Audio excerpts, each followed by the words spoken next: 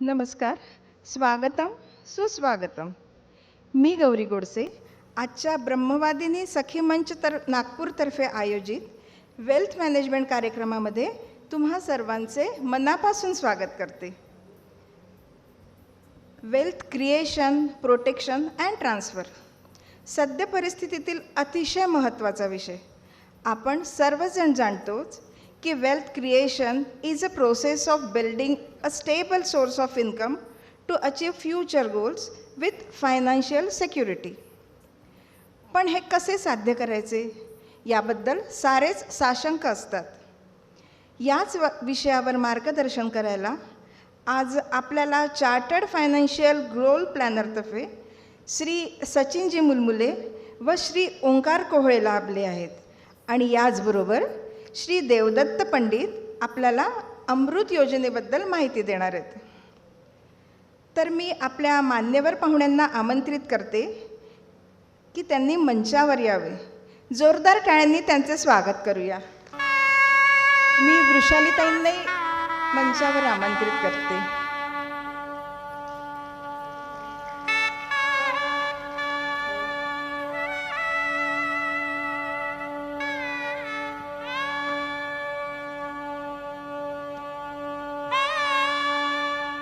आपल्या कार्यक्रमाचा शुभारंभ आपण दीप प्रज्वलनाने करणार आहोत. भारतीय संस्कृतीत दिव्याचे फार महत्त्व आहे. प्रत्येक शुभ कार्य करण्यापूर्वी आपण दीप प्रज्वलन करतो. दीप प्रज्वलनासाठी मी मंचावरील सर्व मान्यवरांना विनंती करते की त्यांनी पुढे येऊन दीप प्रज्वलन करावे.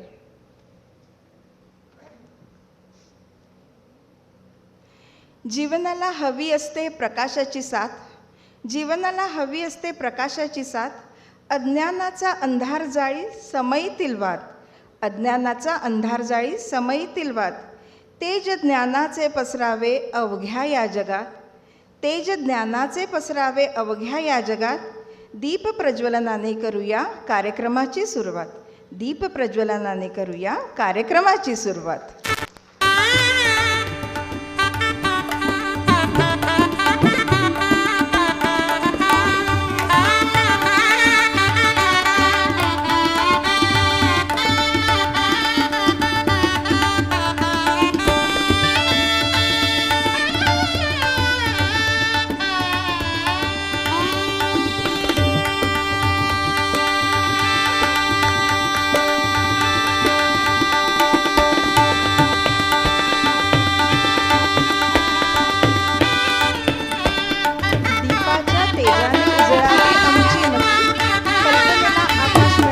बुद्धीला मिळावी गती. विद्या दे शक्ती दे ज्ञान दे मा सरस्वती. विद्या दे शक्ती दे ज्ञान दे मा सरस्वती. सरस्वती वंदनासाठी मी आसावरी डांगे यांना मंचावर आमंत्रित करते. आसावरी डांगे. नमस्कार. जय शारदे वागेश्वरी. जय शारदे वागेश्वरी. विधि कन्यके विद्याधरी. वागीश्वरी वागेश्वरी. जय शारदे वागेश्वरी. ज्योत्स्ने परी कांती तुझी.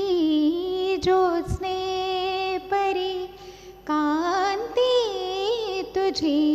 मुखरम्य शारद चंद्रमा. ज्योत्स्ने परी कांती तुझी. मुखरम्य शारद चंद्रमा. उजळे तुझ्या हास्यातुनी. उजळे तुझ्या हास्यातुनी. चारी युगांची पौर्णिमा. तुझिया कृपेचे चांदणे. तुझिया कृपेचे चांदणे. नितवर्षुदे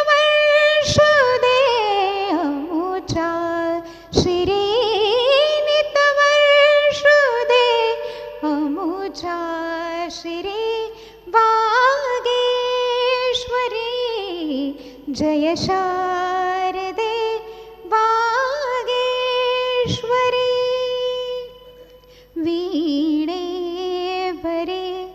फिरता तुझे वीणेवरे फिरता तुझे चतुरा कलामय अंगुली चतुरा कलामय अंगुली संगीत जन्माये नवे संगीत जन्माये नवे जरता मतीची भंगली उन्मेष कल्पतरुवरे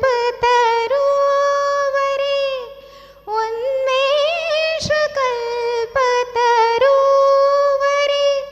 बहरून आल्या मंजिरी बहरून आल्या मंजिरी वागेश्वरी जय शारदे वागेश्वरी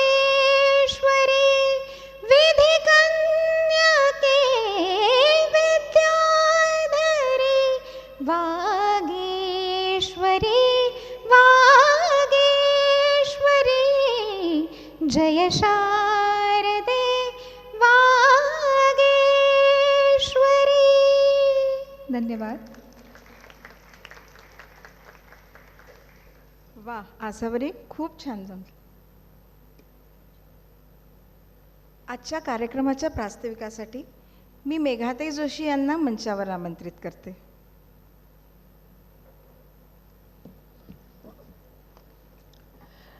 नमस्कार. आजच्या कार्यक्रमाचं उद्दिष्ट सांगण्याकरता मी मेघा जोशी प्रास्ताविक सादर करते. तत्पूर्वी ब्रह्मवादिनीबद्दल 2 शब्द. ब्रह्मवादिनी सखी मंच सातत्यानं सर्व मराठी ब्राह्मण स्त्रियांना एकत्र आणण्याचा प्रयत्न करतो आहे. आज आपल्या समूहाचे नागपुरात 6 ग्रुप्स असून पुणे, मुंबई, नाशिक, अकोला, अमरावती, चंद्रपूर, धुळे, संभाजीनगर अगदी वणीपर्यंत आपला विस्तार झालेला आहे. इतकंच नव्हे तर महाराष्ट्राबाहेर देखील ग्रुप सुरू करण्याबद्दल मागण्या आलेल्या आहेत. फक्त 1.5 वर्षात जवळजवळ 10,000च्या वर सख्या आपल्याबरोबर जोडल्या गेलेल्या आहेत. अतिशय गौरवाची गोष्ट आहे ही. अर्थात जेव्हा प्रत्येक कार्यक्रमाला जास्तीत जास्त संख्येने उपस्थिती असेल आपली, तेव्हाच या समूहाचे जे ब्राह्मण स्त्रियांना एकत्र करण्याचं उद्दिष्ट आहे ते सफल झालं असं आपण समजू शकतो. आणि अर्थातच यासाठी घरच्यांचं सहकार्य अतिशय महत्त्वाचं आहे. आणि म्हणूनच वेल्थ मॅनेजमेंटसारखा विषय घेऊन आज आपण आपल्या घरच्या मंडळींना देखील आमंत्रित केलेलं आहे. मंडळी, मोठ्या फायनान्शियल गुरूंचं असं म्हणणं असतं की पैसे मिळवणं जितकं महत्त्वाचं आहे ना, त्यापेक्षा कितीतरी पट महत्त्वाचं आहे ते टिकवणं आणि त्यांना इन्व्हेस्ट करून वाढवणं. तशी आम्हा बायकांना बचत करण्याची आणि काही पैसे बाजूला काढून ठेवायची कला उपजतच असते. तुम्ही आमच्या साड्या आणि दागिने या वीक पॉईंटकडे जर कानाडोळा केलात ना, तर इतर सर्व ठिकाणी आम्ही पैसे वाचवतच असतो. सुधा मूर्तींनीसुद्धा पतिदेवांच्या नकळत 1978 साली 10,000 रुपये वाचवून ठेवलेले होते असं त्या म्हणतात.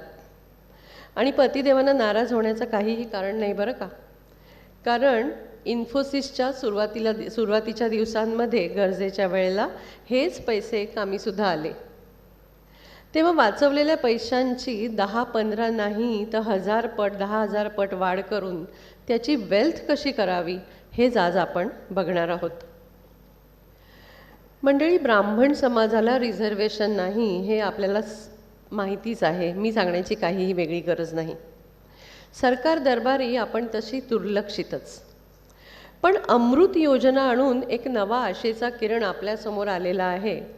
पण आपण मात्र बहुतांशरित्या त्याबद्दल अनभिज्ञच आहोत. मला स्वतःलासुद्धा त्याबद्दल विशेष माहिती नाही. आणि म्हणूनच दुसऱ्या भागामध्ये या अमृत योजनेची माहिती आपण घेणार आहोत. तेव्हा या सर्व माहितीने आपण आज नक्कीच समृद्ध होऊन जाऊ. आणि त्यासाठी सर्वांना शुभेच्छा व्यक्त करून मी माझ्या प्रास्ताविकाला विराम देते. धन्यवाद.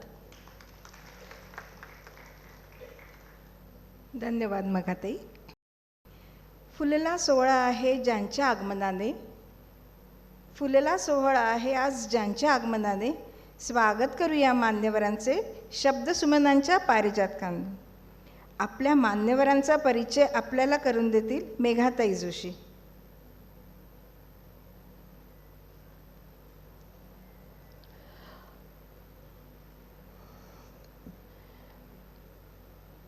आज आपले जे प्रमुख पाहुणे आहेत श्री ओमकार कोहळे, हे by qualification MBA finance and operations आहेत.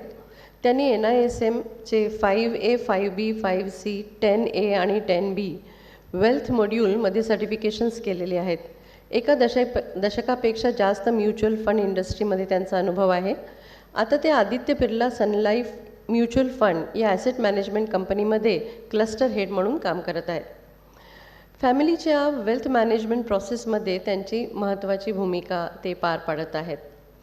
मी आता आपल्या समूहाच्या संचालिका श्रीमती वृषालीताईंना विनंती करते की श्री ओमकार कोहळे यांचं ते स्वागत करतील.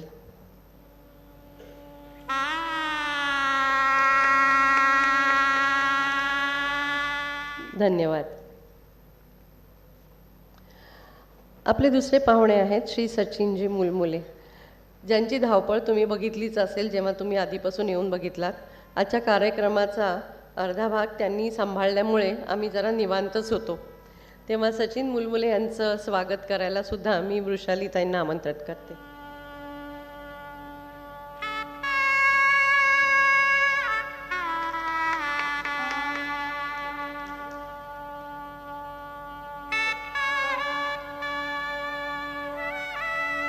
आणि अमृत योजनेबद्दल माहिती आपल्याला जे देणार आहेत ते श्री देवदत्त पंडित.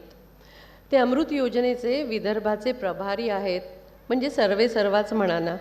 तर श्री देवदत्त पंडित यांचं सुद्धा स्वागत करायला मी वृषालीताईंना आमंत्रित करते.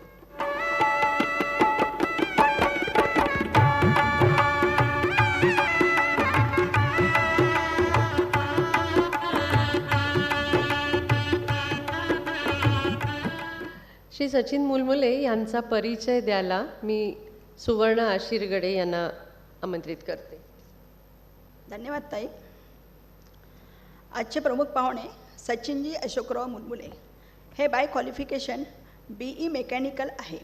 त्यांनी मल्टीनॅशनल कंपनीमध्ये जवळजवळ 15 वर्ष इंडस्ट्रीयल व्हॅल्यू सेलिंग प्रपोजलवर काम केलेले आहे. NISM 21A certification, NISM 5 certification त्यांचे झालेले आहे. American academy of financial management qualified chartered financial goal planner या नात्याने ते वेल्थ ट्रान्सफॉर्मेशनसाठी प्रोफेशनली गोल प्लॅनर आहेत. या नात्याने ते वेल्थ ट्रान्सफॉर्मेशनसाठी प्रोफेशनली काम करत आहे. रोजच्या जीवनातल्या सवयींमध्ये थोडासा बदल आणून ट्रान्सफॉर्मेशन चेंजेस होऊ शकतो यावर त्यांचा संपूर्ण विश्वास आहे. वेल्थ ट्रान्सफॉर्मेशन यासाठी रोजच्या सवयींमध्ये अतिशय छोटे बदल केले तरी चमत्कारिक बदल घडून येऊ शकतात. त्यामुळेच ते या विषयांवर, या बाबींवर अनेक वर्षांपासून कार्यरत आहेत. धन्यवाद. आपण सारेच अतिशय उत्सुक असाल आपल्या मान्यवरांचे मार्गदर्शन ऐकण्यासाठी. तर मी श्री सचिनजी मुलमुले यांना विनंती करते की त्यांनी पुढील कार्यक्रमाची धुरा आपल्या हातात घ्यावी. सचिनजी मुलमुले. नमस्कार. खूप खूप धन्यवाद. का बरं धन्यवाद? आज रविवारी संध्याकाळी 5 ते 6च्या दरम्यान तुम्ही तुमच्या अमूल्य वेळेची इन्व्हेस्टमेंट करण्यासाठी इथे आलात. तुम्ही इन्व्हेस्टमेंट ऑलरेडी केलेली आहे. आता या इन्व्हेस्टमेंटच्या अगेन्स्टमध्ये चांगल्या प्रकारचे रिटर्न देण्याची आमची जबाबदारी आहे. का बरं ही जबाबदारी आहे? कारण आम्ही चार्टर्ड फायनान्शियल गोल प्लॅनर म्हणून काम करतो. कोणत्याही प्रकारच्या इन्व्हेस्टमेंटच्या अगेन्स्ट एक ऑप्टिमल रिटर्न आणून देण्याचं आमचं कर्तव्य आहे असं आम्ही मानतो. आणि या कर्तव्याची जाणीव ठेवूनच येणारे काही वेळ आपण काय करणार आहे? चर्चा करणार आहे. तर आजचा विषय काय आहे? वेल्थ क्रिएशन, प्रोटेक्शन, ट्रान्सफर, पण अतिशय महत्त्वाचं आहे ब्रॅकेटमध्ये लिहिलेलं एक भावनिक निर्णय. आता हा भावनिक निर्णय जर आपल्याला समजून घ्यायचा असेल तर तर आपण एक स्टोरी ऐकणार आहे. कोणाची स्टोरी? रमेशची स्टोरी ऐकणार आहे. ही रमेशची स्टोरी, रमेश कोणाचं नाव तर नाही आहे ना? ठीक आहे, काही हरकत नाही असेल तरी, पण ही रमेशची स्टोरी आहे. का बरं हरकत नाही? कारण का या रमेशची स्टोरी ऐकत असताना आपल्याला काय करायचं आहे? आपल्याला स्वतःला रमेशच्या ठिकाणी इमॅजिन करायचं आहे. म्हणजे काय होईल? ही स्टोरी आपल्यासोबत आपण रिलेट करू शकू. परफेक्ट. तर आता ही रमेशची स्टोरी आहे. रमेशकडे 30,000 रुपये आहे. हे जे दिसतात आहे ना, 30,000 रुपये आहे. पण हे 30,000 रुपये आहे. पण हे 30,000 कसे आहे? तर हे वेगवेगळे 10,000 मिळून टोटल 30,000 रुपये आहे. म्हणजे आपण त्याला म्हणू 10,000 ए, 10,000 बी आणि 10,000 सी. ओके, 10,000 ए, 10,000 बी आणि 10,000 सी. आता हे पहिले जे 10,000 आहे हे याला कसे भेटले? तर यांचे मित्र मैत्रिणी आणि रिलेटिव्ह यांनी त्यांना गिफ्ट दिले, त्यांना अहेर केला. आता अहेराच्या रूपामध्ये भेटलेले हे 10,000 रुपये आहे, तर यांना आनंद होईल की नाही? हे पैसे रमेशला आनंद देतील. मला जर 10,000 अहेरामध्ये भेटले किंवा मित्रमैत्रिणीने जर कॅशमध्ये दिले तर मला आनंद होईल की नाही? तसंच रमेशला पण आनंद होईल. बरोबर. आता दुसऱ्या 10,000ची स्टोरी जरा वेगळी आहे. कसं की असाच एक कार्यक्रम असतो. या कार्यक्रमामध्ये रमेशला एक अपॉर्च्युनिटी भेटते. कशाची अपॉर्च्युनिटी भेटते? त्याच्याकडे असलेल्या कलेचं प्रदर्शन करण्याची. तो इथे येतो, कला प्रदर्शित करतो आणि त्याचं प्रेझेंटेशन आपल्या सगळ्यांना आवडतं आणि ब्रह्मवादिनी काय करते? 10,000 कॅश बक्षीस डिक्लेअर करते. तर हे दुसरे 10,000 कोणते आहे? बक्षिसाच्या रूपामध्ये भेटलेले 10,000 रुपये आहे. बरोबर. आता हे दुसरे 10,000 आनंद देतील का रमेशला? नक्कीच देतील. बरोबर. कोणते 10,000 जास्त आनंद देतील? पहिले की दुसरे? प्रत्येकाचं उत्तर वेगळं असू शकतं, पण लॉजिकली असं वाटतं की दुसरे 10,000 त्याला जास्त आनंद देतील. बरोबर. आता तिसऱ्या 10,000ची स्टोरी जरा वेगळी आहे. काय झालं? त्यांचा हार्ड अर्न मनी, स्वकष्टाने अर्जित केलेला पैसा 10,000 रुपये त्यांनी पॅकेटमध्ये ठेवले आणि आजच्या कार्यक्रमाला आले. आल्यानंतर त्यांच्या असं लक्षात आलं की अरे यार, माझे पैसे हरवले. त्यांनी शोधाशोध केली. शोधाशोध केल्यानंतर ते पैसे काही सापडले नाही. मग आपण काय विचार करतो? असं जर काही झालं तर मागच्या जन्मीचं पाप, कर्माची फळं, गुरुमौलींनी ज्यांचे ज्यांचे पैसे होते, ज्याचे मी देणेघेणे लागत असेल त्यांच्यापर्यंत हे पैसे पोचले, हेच आपण मनाचं समाधान करू शकतो. तर रमेशनी पण हे मनाचं समाधान केलं आणि ते शांततेने इथे बसलेले आहे. पण अचानक आरतीताई इथे येतात आणि त्या म्हणतात आम्हाला 10,000 रुपये सापडलेले आहे. ज्या कोणाची असेल त्यांनी ओळख पटवावी आणि आपले 10,000 वापस घेऊन घ्यावे. तर रमेशला हे 10,000 भेटतात. तर हे तिसरे 10,000 आहे जे त्यांचे पैसे हरवले होते, ते आता माझ्या आयुष्यामध्ये नाही असं त्यांनी 5 मिनिटापूर्वी कन्क्लूड केलं होतं आणि 5 मिनिटांनी काय झालं? त्यांना ते पैसे वापस भेटले. आता मला सांगा, हे 10,000 त्याला आनंद देतील? नक्कीच. या 3 10,000मध्ये कोणते 10,000 जास्त आनंद देतील? तिसरे. प्रत्येकाचं उत्तर वेगळं असू शकतं, पण लॉजिकली तिसरे. जर आपल्याला उत्तर शोधता येत नसेल तर काय करायचं? आज इथून बाहेर गेल्यानंतर रमेश भाऊ काय करतील? समाजामध्ये जाऊन येणारे काही दिवस, काही महिने किंवा काही वर्ष मी साई सभागृहामध्ये गेलो होतो, माझे पैसे तिथे हरवले, पण मला माहित होतं मी कोणाचे पैसे खाल्लेले नाही, माझ्या गुरुमौलींनी मला पैसे वापस केले, मला माहित होतं मी कोणाचेच पैसे खाल्ले नाही, माझा तो हार्ड अर्न मनी आहे. हे गावभर सांगेल. किती दिवस सांगेल? काही वर्ष सांगेल. मग माणूस कोणती गोष्ट जास्त चर्चा करतो समाजामध्ये जी त्याला आनंद देते? तर या 3 इव्हेंटपैकी तिसरा इव्हेंट त्याला जास्त आनंद देतोय, म्हणून तिसऱ्या पैशाबद्दल तो जास्त चर्चा करतोय, म्हणजे ते पैसे त्याला जास्त आनंद देत आहे. करेक्ट. ओके. आता आपण काय करणार आहे? या रमेश सोबत एक गेम खेळणार आहे. सगळ्यात पहिले जाणून घ्यायचं आहे रमेश म्हणजे कोण व्यक्ती? अतिशय सरळ स्वभावाची व्यक्ती म्हणजे आपण. बरोबर आहे? करेक्ट. यांचा एक विश्वास आहे, माझ्या आयुष्यामध्ये मी जे पैसे कमवेल ते हार्ड अर्न मनीच राहील. बरोबर आहे? माझ्या स्वकष्टाने अर्जित केलेला माझा पैसा असेल. करेक्ट. आता हा जर स्वकष्टाने अर्जित केलेला पैसा आहे तर या पैशासोबत मी आयुष्यामध्ये रिस्क घेणार नाही. Correct. Are you with me? Risk घेणार नाही. म्हणजेच या पैशाबद्दल मी स्पेक्युलेशन करणार नाही. खूप जर ॲग्रेसिव्ह भाषा बोलायची असेल तर या पैशानी मी सट्टा खेळणार नाही, मी या पैशानी जुगार खेळणार नाही. क्लिअर? रमेशचे हे प्रिन्सिपल आहे आयुष्यामध्ये. आता या रमेशसोबत मी एक गेम खेळणार आहे. सचिन, मी एक गेम खेळणार आहे. काय गेम खेळणार आहे? मी या रमेशला म्हटलं की माझ्याकडे एक कॉईन आहे, या कॉईनचा मी टॉस करणार आहे आणि टॉस केल्यानंतर जर हेड आलं तर रमेशला 10,000 रुपये द्यावे लागेल, म्हणजे रमेश मला 10,000 रुपये देईल. आणि टेल आलं तर रमेशला 20,000 रुपये भेटतील. मी हा रमेशला गेम सांगितला, पण रमेशचं प्रिन्सिपल काय होतं आयुष्यामध्ये? मी माझ्या पैशासोबत स्पेक्युलेशन करणार नाही, रिस्क घेणार नाही, बरोबर आहे. तर त्यांनी एकदम नाही म्हटलं. मग त्यांनी नाही म्हटल्यानंतर माझी तर दुकानदारी चालणार नाही आहे. मग मी काय केलं, मी एक काम केलं, मी रमेशला बोलावलं, म्हटलं एक स्पेशल लिमिटेड पिरियड ऑफर आलेली आहे. काय लिमिटेड पिरियड ऑफर आलेली आहे? आमचा हा गेम जर खेळला, पहिले आम्ही तुम्हाला दुप्पट परतावा देत होतो, पण जर तुम्ही आता हा गेम खेळला तर आम्ही 5पट परतावा देऊ. आता रमेशचं मन जरा चलबिचल करायला लागलं, कारण रमेशने पुष्कळ साऱ्या वेल्थ अवेअरनेस सेशनमध्ये जाऊन काय ऐकलं होतं? No risk no return, high risk high return. आणि नेमकं त्याला ते आठवतं की अरे हो, ते रिस्क आणि रिटर्नवाला हिशोब होता. इथे तर मला रिस्क पण वाटते आहे, रिटर्न पण वाटते आहे. रिस्क तशी कमी आहे, कारण का माझ्याकडे 30,000 रुपये आहे वेगवेगळ्या सोर्सने आलेले, आणि त्या 30,000सोबत जर मी गेम खेळलो तर मला रिस्क कमी वाटते आहे. पण रिस्क आणि रिटर्न हे मी कोणत्या तरी सेशनमध्ये ऐकलं होतं, तर ते मी आता इम्प्लिमेंट करायला पाहिजे. मग रमेश काय होतात? तयार होतात गेम खेळायला. ते गेम खेळतात आणि गेम खेळल्यानंतर काय होतं, नेमकं टेल येतं आणि त्यांना किती भेटतात? 50,000 रुपये भेटतात. रमेशला काय झाला? आनंद झाला, बरोबर. सगळ्यात पहिले काय केलं रमेशने? आपले 10,000 बाजूला काढले. आपण ऐकतो ना, मैंने प्रिन्सिपल बाजू निकाल लिया, ऊपर के पैसे से कुछ तो भी करेंगे, असंच त्याच्या डोक्यात यायला लागलं. सगळ्यात पहिले 10,000 बाजूला काढले. हे 40,000 त्याला खुणावतात आहे. काय खुणावतात आहे? अजून गेम खेळायला काय हरकत आहे? हे पैसे आले कुठून? जे पैसे माझे हरवले होते, बरोबर आहे, जे पैसे माझे हरवले होते. अच्छा सॉरी, त्याच्यामध्ये अजून मला एक प्रश्न विचारायचा आहे की त्यांनी जर निर्णय घेतला मला गेम खेळायचा आहे म्हणून, तर या 3 10,000पैकी कोणत्या 10,000 ते गेम खेळतील? प्रत्येकाचं उत्तर वेगळं असू शकतं, पण लॉजिकली काय वाटतं? तिसरे. कारण आयुष्यामध्ये त्याचे ते पैसे नव्हतेच, विचारच केला होता गेम खेळले हे पैसे गेले तर काय प्रॉब्लेम आहे. तसंही तर मी विचारच केला होता की हे पैसे माझे नाहीच.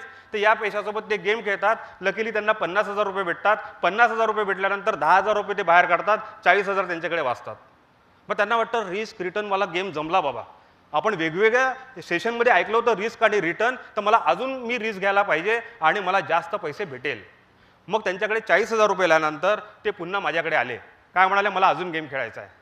मी हुशार, मी काय म्हटलं? कॉन्ग्रेचुलेशन, आप बहुत उम्दा खेले हो, आपकी लेवल 1 आपने क्रॉस कर ली है, अब हम लेवल 2 पे जा रहे हैं. और लेवल 1 में हम आपको दुगना प्रॉफिट दे रहे थे, मगर लेवल 2 में हम आपको 10 गुना प्रॉफिट देने वाले हैं, मगर हमने थोड़े से रूल चेंज किए हैं.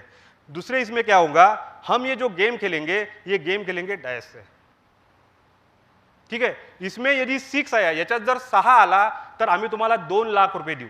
किती? 2 लाख रुपये देऊ. आणि 6 आला नाही तर मात्र तुम्हाला 20,000 रुपये द्यावे लागेल. सॉरी 2,000 रुपये, सॉरी 20,000 रुपये द्यावे लागेल. करेक्ट. आता पुन्हा प्रश्न पडला रमेशला, मी हा गेम खेळू की नाही खेळू. पण रमेशला काय वाटतंय, हे 40,000 माझ्याकडे आहे ना, कोणी कुठून आले? जो पैसा माझा हरवला होता त्यानेच तर मला हे पैसे कमवून दिले. तसे हे माझे पैसे नाही आहे, तर या पैशावर मी गेम खेळायला काही हरकत नाही. ते 20,000 रुपयांनी हा गेम खेळतात आणि काय झालं असेल? हारतात. कारण का it's a game of probability. ते हारतात. हारल्यानंतर त्यांना वाटतं it's a game of probability, प्रत्येक गेम तर मी जिंकलो नाही पाहिजे, हे तर शक्यच नाही आहे. ते अजून एक वेळा गेम खेळतात, कारण का त्यांच्याकडे अजून 20,000 रुपये असतात. त्या पैशाने ते पुन्हा गेम खेळतात. पुन्हा काय झालं असेल? पुन्हा ते हारतात. आता थोडेसे इम्पेशंट होतात.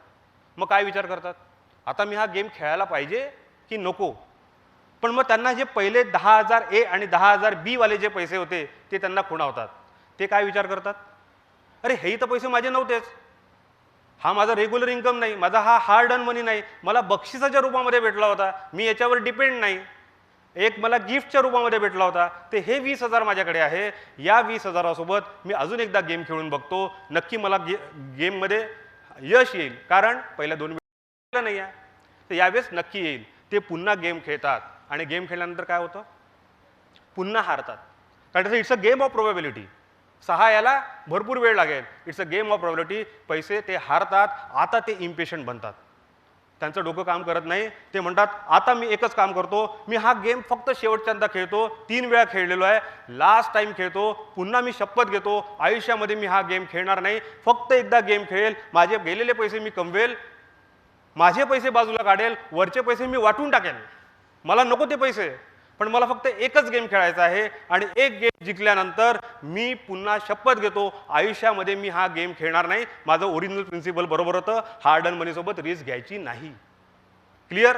आता त्यांना 10,000 रुपये कमी पडतात आहे, बरोबर ना? 10,000 रुपये कमी पडतात आहे. मग ते काय करतात? मित्रांकडनं उधार घेतात. अरे मला यार फक्त मला 2 दिवसासाठी 1 दिवसासाठी पैसे दे, मी तुझे पैसे वापस करतो. ते 10,000 रुपये मित्राकडनं घेतात, उधार घेतात, पुन्हा गेम खेळतात. काय झालं असेल? पुन्हा ते गेम हारतात. It's a game of probability. यायला भरपूर वेळ लागतो. क्लिअर? आता ते इम्पेशंट होतात. आता ही झाली स्टोरी आपल्या रमेश भाऊंची. आता प्रश्न हा आहे की रमेश यांनी दरवेळेस असा वेगवेगळा विचार का केला असेल? बरोबर आहे ना? काहीतरी विचार केला असेल.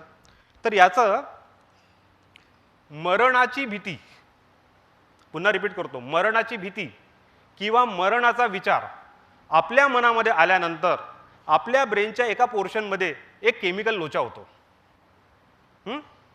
एक्झॅक्टली सेम केमिकल लोचा आपल्या ब्रेनमधल्या त्याच पोर्शनमध्ये एक्झॅक्टली सेम केमिकल लोचा होतो. केव्हा? जेव्हा माझा वित्तीय लॉसवाली सिच्युएशन येते किंवा मला आता वित्तीय लॉस होणार आहे, फायनान्शियल लॉस येणार आहे, हा विचार मनात जरी आला तरी सेम केमिकल लोचा आपल्या ब्रेनमध्ये होत असतो या दोन्ही कंडिशनमध्ये. बरं, तुम्ही म्हणाल तर आम्ही तुझं ऐकतोय सचिन, तू काही फेकशील आणि आम्ही ऐकून घ्यायचं का, आम्ही झेलत राहायचं का? हे माझं म्हणणं नाही. पुष्कळ अभ्यासू लोकांनी अभ्यास केलेला आहे, वर्षानुवर्ष अभ्यास केलेला आहे, सायकोलॉजिस्ट आणि न्यूरोलॉजिस्ट लोकांनी अभ्यास केलेला आहे. त्यांनी हे कन्क्लूड केलेलं आहे आणि हे कन्क्लूड केल्यानंतर गोष्टीच्या रूपात मी तुमच्यासमोर मांडलेलं आहे. अजून एक प्रश्न पडतो की प्रत्येक वेळेस रमेशनी वेगवेगळ्या प्रकारे विचार का केला? हे 10,000 माझे, हे 10,000 नाही, या 10,000वर रिस्क घेतो, असं का केलं असेल? याच्यावरही खूप अभ्यास झाला, वर्षानुवर्ष अभ्यास झाला. कोणी केला? या साहेबांनी केला. यांचं नाव काय आहे? मिस्टर रिचार्ड थालेर. हे अजूनही अस्तित्वात आहे. यांनी वर्षानुवर्ष अभ्यास केला. काय अभ्यास केला? माणूस इन्व्हेस्टमेंट करत असताना, पैशाच्या बाबतीत निर्णय घेत असताना तो इमोशनल कसे कसे निर्णय घेतो, कसा कसा विचार करतो, याच्यावर त्यांनी अभ्यास केला. आणि अभ्यास केल्यानंतर काय केलं? त्यांनी एक टर्मिनॉलॉजी शोधून काढली.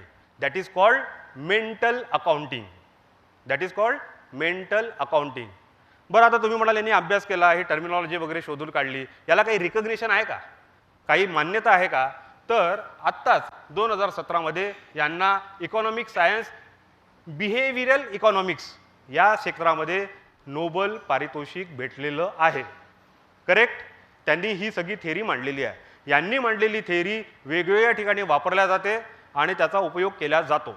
आता प्रश्न हा आहे, हे जे प्रत्येक वेळेस पैशाच्या बाबतीत विचार करणं आणि त्याला इमोशनली वेगवेगळ्या पद्धतीने अटॅच होणं, हे पैसे वरचे, हे पैसे खालचे, हे एक्स्ट्रा, हे पैसे गेले तरी चालेल, या पैशाच्या अगेन्स्टमध्ये मी रिस्क घेऊ शकतो, या पैशाच्या बाबतीत मी आयुष्यामध्ये रिस्क घेणार नाही, हे जे सगळं चालतं, दिस इज कॉल्ड मेंटल अकाउंटिंग. याच्यावर हा अभ्यास झालेला आहे. आता काही डाटा पॉईंट मी तुमच्यासोबत शेअर करणार आहे. काय डाटा पॉईंट आहे हे लक्षात घ्या.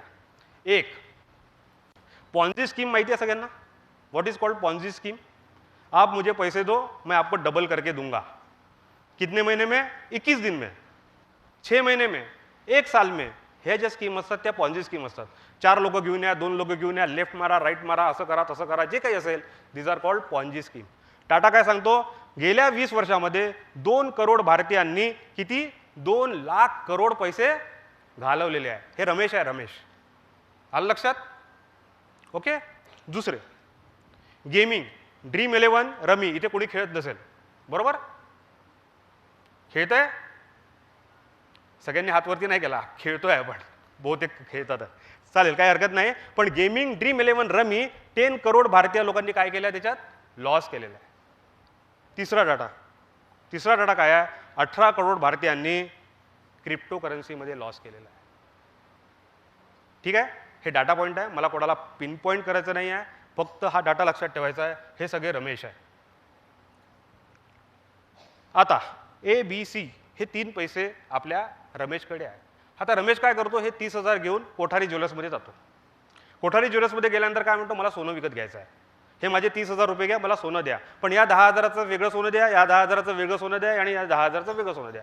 तिथला माणूस काय करतो, त्यांना 1.5 ग्रॅम एकाचे, 1.5 ग्रॅम दुसऱ्याचे आणि 1.5 ग्रॅम तिसऱ्या 10,000चे देतो. रमेशला राग येतो.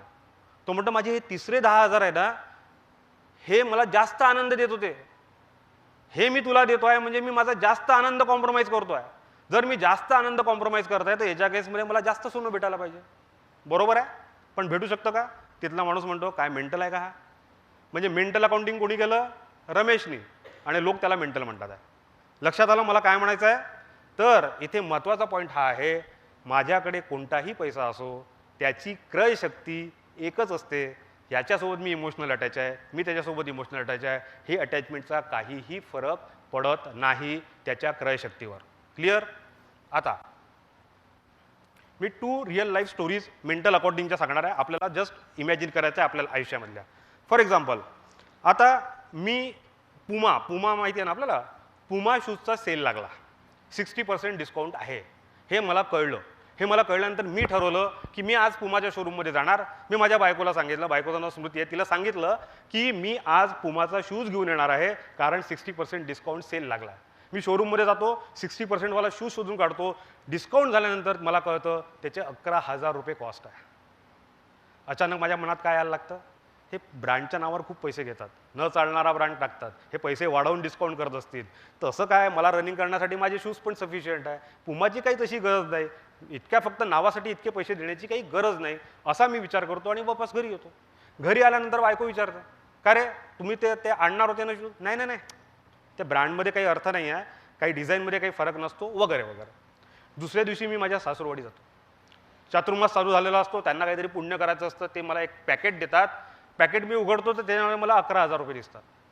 मग मी काय करतो, वापस येताना सरळ पुमामध्ये जातो, शूज घेतो आणि घरी येतो. बायकोला पुन्हा आश्चर्य वाटतं, काल तर या माणसाला पुमाच खराब वाटत होता, आज कसा काय पुमाचा शूज घेऊन आला.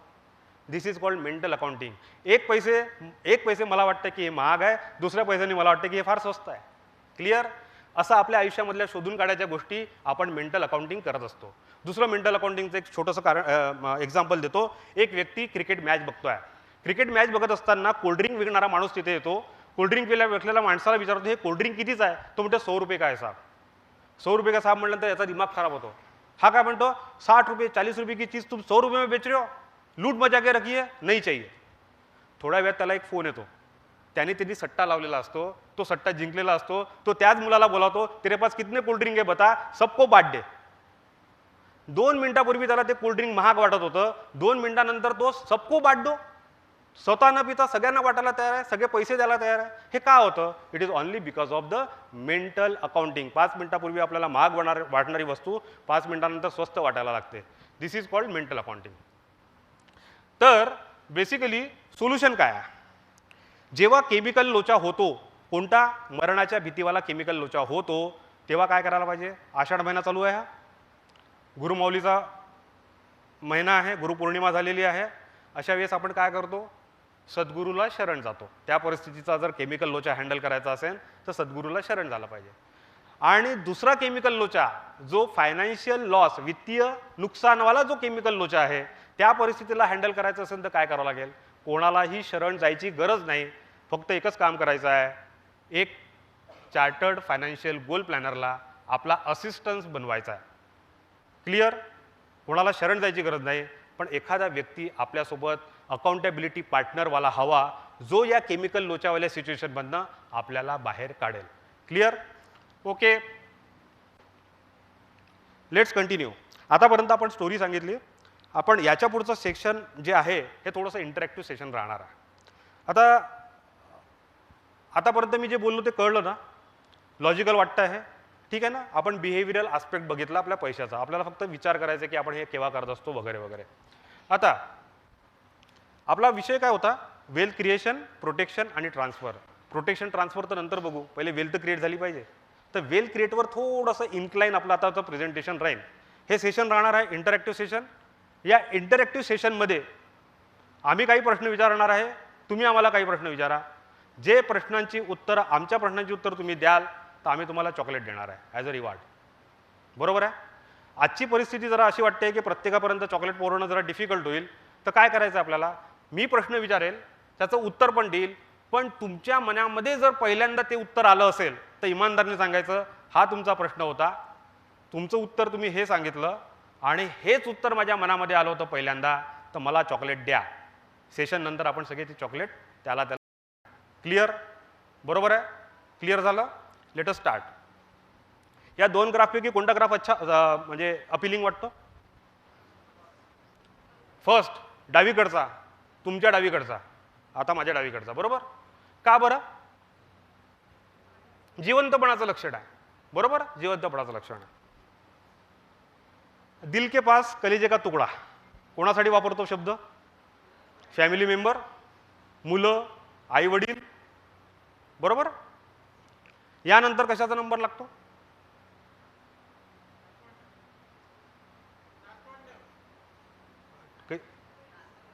नातवंड. यस, हे फॅमिली मेंबरमध्ये आले. याच्यानंतर नातवंड. ओके. त्याच्यानंतर कोणाचा नंबर लागतो? फ्रेंड्स. मी सांगतो त्याच्यानंतर नंबर लागतो आपला hard earn money. Correct? Am I wrong? बरोबर बोलतोय. सगळ्यात पहिले आपले नातेवाईक. नातेवाईक म्हणजे कोणते? आई, पॅरेंट्स, नवरा, बायको, जे काही असेल ते, आणि मुलं. त्यानंतर नंबर लागतो तो आपल्या हार्ड अर्न मनीचा. बरं, आपण रोज मेहनत का करतो? आपल्या या सगळ्यांचा ग्रोथसाठी मेहनत करतोय, त्यांच्या प्रोटेक्शनसाठी मेहनत करतोय, त्यांच्या फ्युचरसाठी मेहनत करतोय. बरोबर आहे. बरोबर आहे. ती गृहिणी असो किंवा वर्किंग माणूस असो, याच्यासाठी आपण प्रयत्न करतोय. मग तितकाच प्रयत्न, तितकेच एफर्ट्स आपण आपल्या पैशाच्या हार्ड अर्न मनीच्या ग्रोथसाठी, फ्युचरसाठी आणि प्रोटेक्शनसाठी करायला पाहिजे. का बरं करायला पाहिजे? आयुष्यामध्ये, फ्युचरमध्ये याच मेंबरसोबत जेव्हा आपण आनंदाचे क्षण उपभोग घेणार आहे, तेव्हा कामात कोण येणार आहे? पैसा. पैसा ही सब कुछ जिंदगी में नहीं रहता. हे किती लोकांचं म्हणणं आहे? Perfect sir. परफेक्ट. एकदम परफेक्ट. पैसा ही जिंदगी में कुछ नहीं रहता. मी तुमच्या व्ह्यूजला रिस्पेक्ट देतो, पण मला असं म्हणायचं आहे, हा म्हणण्याचा अधिकार फक्त एका व्यक्तीला आहे ज्याच्याकडे भरपूर पैसा आहे. आणि कॉंग्रॅच्युलेशन, ह्या दोघा तिघांनी म्हटलेलं आहे यांच्याकडे भरपूर पैसा आहे. आपल्याला जर म्हणायचं असेल तर पहिले भरपूर पैसा आणायचा, त्यानंतर म्हणू. माझ्याकडे पैसेच नसेल नाही म्हणायला काय लागतं? पैसा जिंदगी में सब कुछ नहीं रहता. सगळ्यात पहिले मला पैसा आणायचा आहे, नंतर मग म्हणायचं आहे पैसा सब कुछ जिंदगी में नहीं रहता है, वगैरे वगैरे. ठीक आहे. बरं, आजपर्यंत तुम्ही पैसे कमवले, पैसे कमवल्यानंतर त्याला इन्व्हेस्ट केले असेल, जे काही त्याच्यासोबत ट्रीटमेंट केली असेल, तर आपल्या आयुष्यामध्ये तुम्ही काही ना काहीतरी नक्की पैशाबद्दल केलेलं आहे. हे करत असताना वेगवेगळ्या टर्मिनॉलॉजीच्या डेफिनेशन तुमच्या मनामध्ये किंवा तुमच्या अनुभवाने तयार झालेल्या आहे. पण आपण आता डिस्कशन काय करतोय? आपण डिस्कशन एका लेवलला येऊन करायचं आहे, जेणेकरून आम्ही दिलेली माहिती तुमच्यापर्यंत पोहोचवायची आहे. तर काही काही गोष्टी आपण काय करणार आहे? रिव्हिजिट करणार आहे आणि त्याच्या डेफिनेशन एकदा समजून घेणार आहे. याच्यातल्या सगळ्यात नाही समजणार आहे, पण काही काही गोष्टी समजून घेणार आहे. या समजताना हा जो शब्द आहे ना, कंपाऊंडिंग, हा कंपाऊंडिंग आपल्या प्रेझेंटेशनमध्ये अजून एकदा येणार आहे. तो आला की काय समजायचं? सचिनचं प्रेझेंटेशन संपायला आलं. पुन्हा जर कंपाऊंडिंग आलं तर समजायचं सचिनचं प्रेझेंटेशन संपायला आलं. तर पुन्हा कंपाऊंडिंग शब्द येईपर्यंत मला सहन करायचा आहे. ठीक आहे. ओके. इन्कम. इन्कम अस्तित्वात केव्हा येतं? जिथे पैशाची मुवमेंट होते तिथेच इन्कम अस्तित्वात येतं. माझ्याकडे 5 एकर जमीन आहे, इन्कम आहे का? नाही. पण तिथे मी जर काय घेतलं? प्रोडक्शन घेतलं, क्रॉपचं प्रोडक्शन घेतलं, बाजारामध्ये विकलं, देवाणघेवाण पैशाची झाली, तेव्हा कुठे काय होईल? इन्कमची शक्यता निर्माण होईल आणि इन्कम येईल. बरं, माझं इन्कम कोणाचा तरी खर्च असेल. ॲग्रीड करता? माझं इन्कम कोणाचा तरी खर्च असेल. मग माझा खर्च तेही कोणाचं तरी इन्कम असेल. बरोबर आहे? मी खोटं बोलतोय? नाही. माझं इन्कम कोणाचा तरी खर्च आहे, तर माझा खर्च हा कोणाचा तरी इन्कम असला पाहिजे. आता या हॉलमध्ये किती लोक आहे त्यांचं असं म्हणणं आहे की आज जी लाईफस्टाईल मी जगतो आहे, हीच लाईफस्टाईल जर मला पुढच्या वर्षी जगायची असेल तर माझे खर्च कमी होणार आहे? आहे कोणी इथे? नाही. म्हणजे पुढच्या वर्षी काय होणार आहे? माझा खर्च वाढणार आहे. मग आपल्याला चिंता कशाची आहे? अरे यार, खर्च वाढतोय, खर्च वाढतोय, खर्च वाढतोय. पण ते अवॉइड करू शकणार आहे का? नाही. ते होणारच आहे. कारण का आत्ताच तुम्ही सांगितलं, एकही व्यक्ती नाही आहे की जो म्हणतोय की पुढच्या वर्षी माझा खर्च कमी होईल. बरोबर आहे, खर्च वाढणार आहे. मग आपण काय करायला पाहिजे? माझ्या वाढणाऱ्या खर्चामुळे कोणाचं तरी इन्कम वाढत आहे. ॲग्रीड? आत्ताच आपण म्हटलं माझा खर्च म्हणजे कोणाचं तरी इन्कम. मग माझ्या वाढणाऱ्या खर्चामुळे कोणाचं तरी इन्कम वाढतं आहे, तर मी काय करायला पाहिजे? ज्याचं इन्कम वाढतं आहे त्याच्या प्रॉफिटेबिलिटीमधला छोटासा पोर्शन माझ्याकडे वापस आला पाहिजे. ॲग्रीड? मी पुन्हा रिपीट करतो. माझ्या वाढणाऱ्या खर्चामुळे ज्या कोणाचा इन्कम वाढत आहे त्या व्यक्तीच्या प्रॉफिटेबिलिटीमधला थोडासा पोर्शन जर माझ्याकडे वापस आला तर this will be the smart move. अतिशय चांगल्या प्रकारचं डिसिजन हे राहील. ॲग्रीड? कबूल करताय? हेच कसं करायचं आपण बघणार आहे. बरं, व्हॉट इज सेव्हिंग? ही टर्मिनॉलॉजी ऐकली आहे का तुम्ही? Income minus expense is equal to saving. वेगवेगळ्या ठिकाणी ऐकलं असेल. कोणी कोणी काय करतात? वॉरन बफेट साहेबांचं नाव घेतात. बरोबर आहे. कोण आहे हे? One of the richest person वगैरे वगैरे. त्यांनी असं म्हटलं होतं, income minus saving is equal to expenses. पण हे दोन्ही उत्तरं चुकीचे आहे, कारण का आपला प्रश्नच वेगळा आहे. प्रश्न काय म्हणतोय? प्रश्न म्हणतोय व्हॉट इज सेव्हिंग. सेव्हिंग काय आहे? सेव्हिंग हे माझ्या इन्कमचा तो पोर्शन आहे जो मी आज आत्ता या क्षणाला खर्च करत नाही आहे. पुन्हा रिपीट करतो, सेव्हिंग माझ्या इन्कमचा तो पोर्शन आहे जो आज आत्ता या क्षणाला मी खर्च करत आहे. मग केव्हा खर्च करील? 15 दिवसांनी करेल, भविष्यात खर्च करेल. 15 दिवसांनी करेल, 15 महिन्यांनी करेल किंवा 15 वर्षांनी करेल, पण भविष्यात करेल, आत्ता करत नाही आहे. मग ते काय झालं? 15 दिवसाचं सेव्हिंग, 15 महिन्याचं सेव्हिंग, 15 वर्षाचं saving. Clear? Saving is a part of my income जे मी आज खर्च करत नाही. इतकं सिंपल सेव्हिंग आहे. आता सगळ्यात मोठं एक इम्पॉर्टंट प्रश्न, माझ्या सेव्हिंगचा दुश्मन नंबर 1 कोण? चॉकलेटवाला प्रश्न आहे. हात वर करायचा आहे. आता ते इझी आहे म्हणा आपल्याला चॉकलेट पोहोचवणं. माझ्या इन्कमचा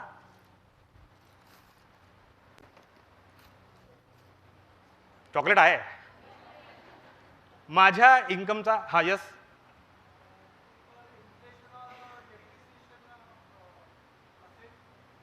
इन्फ्लेशन की डिप्रिसिएशन?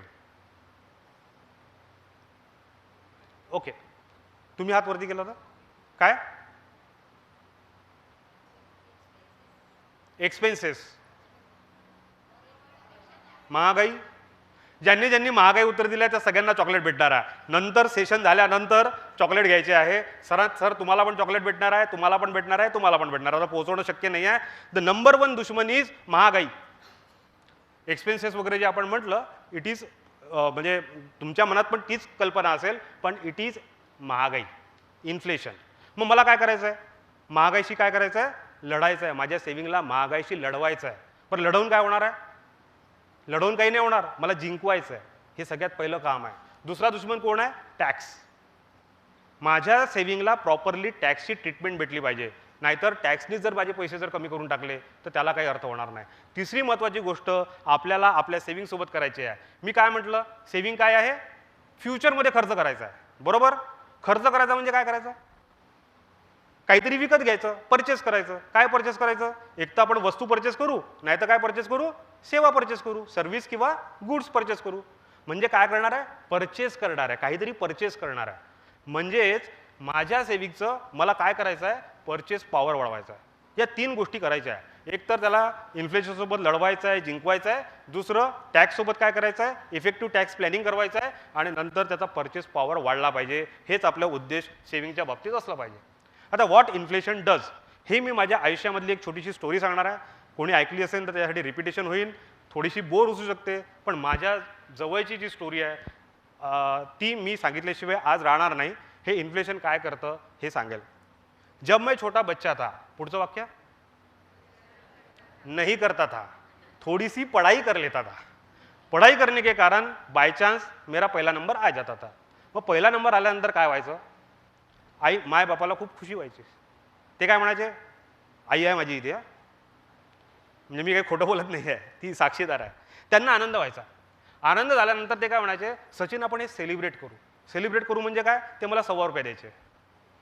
आणि ₹100 ते मी काय करायचो? श्रीराम भंडार, नागपूरमधलं फेमस आहे श्रीराम भंडार महालवरचं, तिथे जायचो. मला 5 पेढे भेटायचे. 1 पेढा देवासमोर, उरलेले 4 पेढे आम्ही 4 मेंबर होतो घरात, सगळेजण 1-1 पेढा खायचे. आम्ही एन्जॉय करायचो, सेलिब्रेट करायचो.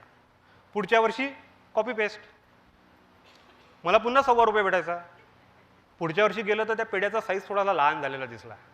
म्हणजे माझा आनंद कुठेतरी कॉम्प्रोमाइज होताना दिसला. कोण करत होतं मला माहिती नाही, पण पेढ्याचा साईज लहान होताना दिसला. मला ठीक आहे, 4 पेढ्या तर भेटतात आहे. पुढच्या वर्षी काय झालं, 5 पेढ्याच्या ऐवजी 4च पेढे भेटायला लागले. मग मला काय जाणवलं माहिती आहे, देव थोडी प्रसाद खातो, देवाला तर फक्त पाणीच फिरवायचं, बरोबर ना. मग उरलेले 4 पेढे आम्ही खायचो. म्हणजे उरलेले 4 पेढे काय, 4च भेटायचे, 4 खायचो. पण त्याच्या पुढच्या वर्षी काय झालं, 3 पेढ्यावर आलो. आमचा आनंद कमी कमी व्हायला लागला.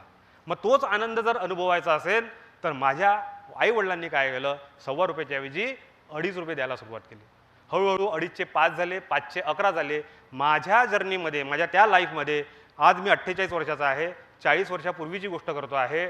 मी माझ्या डोळ्यांनी काय बघितलेलं आहे, ₹100चे ₹11 होत असताना माझा तोच आनंद मेंटेन करण्यासाठी ₹100च्या ऐवजी ₹11 खर्च करताना मी बघितलेला आहे, बरोबर. आज जर माझ्या मुलीला चांगले मार्क भेट, मी तिला म्हणतो वाह, जनाई तिचं नाव आहे, जनाई बहुत बढिया, आपण सेलिब्रेट करेंगे, हे घे ₹11 पेढे घेऊन ये. ते म्हणून बाबा म्हणेनच नक्की, बरोबर ना. आज जर पेढा घ्यायला गेला तर एक पेढा ₹10चा भेटतो. माझ्या जमान्यामध्ये 25 पैशाचा एक पेढा भेटायचा 40 वर्षापूर्वी. आता महत्त्वाची गोष्ट आहे बरं, अजून एक एक्झाम्पल सांगतो. हे काय होत होतं, मी माझ्या आजीला नवस बोलताना पाहिलेला आहे. काय बोलायची नवस, मी ₹100चे पेढे वाटीन, असं मी बघितलं आहे. आणि त्याच आजीला काही वर्षांनी मी ₹5चे पेढे वाटीन असं पण ऐकलेलं आहे. त्या आजीला पण जाणवायला लागलं की ₹100 काम नाही होणार आहे आपल्या नवसाचं, ₹5 द्यावं लागणार आहे. तर हे असं चेंजेस का आले, तर हा पेढ्याचा जो दर आहे ना, रेट आहे ना, हा कसा वाढला, एका रात्रीत वाढला का, नाही, या 40 वर्षामध्ये वाढला. एका रात्रीत वाढला नाही, एका वर्षात वाढला नाही, दर वर्षात शनय शनय हळूहळू वाढत गेला. ह्या वाढण्याच्या प्रक्रियेला काय म्हणायचं, वाढणारा रेट. कशाचा वाढणारा रेट, महागाईचा वाढणारा रेट. कोणता रेट झाला, पेढ्याच्या महागाईचा रेट. आता चॉकलेटवाला प्रश्न आहे, चॉकलेटवाला प्रश्न आहे, लक्षात ठेवा. हे पर्सनली येऊन देणार आहे चॉकलेट, हे नंतर घ्यायचं चॉकलेट नाही, बरोबर. समजा 40 वर्षामध्ये, 40 वर्षाची स्टोरी सांगितली, 25 पैशाचा पेढा ₹10चा होतो, तर या पेढ्याचा महागाईचा दर किती. कोणाला वाटतं 100%, कोणाला वाटतं 100 हे याचं उत्तर असावं. बरं, कोणाला उत्तर द्यायचं आहे, 400%, परफेक्ट. दुसरं अजून कोणी, 401, 402. अजून कोणाला उत्तर सुचतंय, पेढ्याचा महागाईचा दर किती असेल 40 वर्षामध्ये, तो 25 पैशावरनं ₹10 झालेला आहे. किती सर, 4000%. ओके, अजून सर काही अंदाज, काही अंदाज, आपल्याला उत्तरच द्यायचं आहे. जे नियरेस्ट राहील त्याला आपण चॉकलेट देणार आहे. सर 8% पर ॲनम याप्रमाणे तो रेट वाढत राहील. अजून कोणी, खूप तफावत आहे, एक जण 8 म्हणतोय, एक जण 400 म्हणतोय, एक 4000 म्हणतोय, 250%. अजून कोणी, मधला काहीतरी,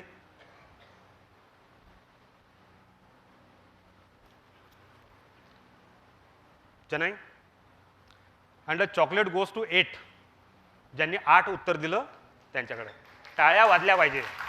हा अनुभव बोलतोय, हा अनुभव बोलतोय, ते हा अनुभव बोलतोय. आता आपल्याला काय काय वाटलं, उत्तर आपले शोधा. 400% महागाई झाली असेल, किती, तर दर वर्षाला 8%. याचं खरं उत्तर आहे 9.6. ते अपेक्षित नव्हतं, पण महागाई कितीने वाढते आहे, पेढ्याची महागाई किती झाली, 9.6. जे 8 उत्तर भेटलं त्याच्या आजूबाजूला होतं. क्लिअर. आता तुम्ही म्हणाले या पेढ्यांनी तर माझं काही आयुष्य चालत नाही, महागाई वगैरे पेढ्याशी तर रिलेटेड नाही आहे, मला माझ्या आयुष्यामध्ये काय होतं ते सांगून दाखवा, म्हणजे ते दाखवा. तर आपण इथे 3-4 गोष्टी घेतलेल्या आहे. गोल्ड, गोल्ड हे 30 वर्षाचा सीन आहे. गोल्ड 30 वर्षामध्ये ₹3000चा, ₹3200चा ₹50,000 झाला. याची महागाई काय झाली, गोल्डची महागाई झाली 9%. जसं 8% पेढ्याची होती तशी 9%.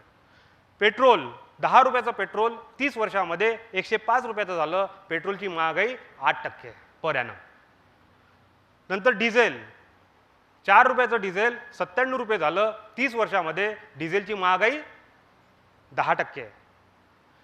दूध 6 रुपयाचं दूध 30 वर्षामध्ये 70 रुपये लिटर झालं. महागाईचा दर 8% आहे.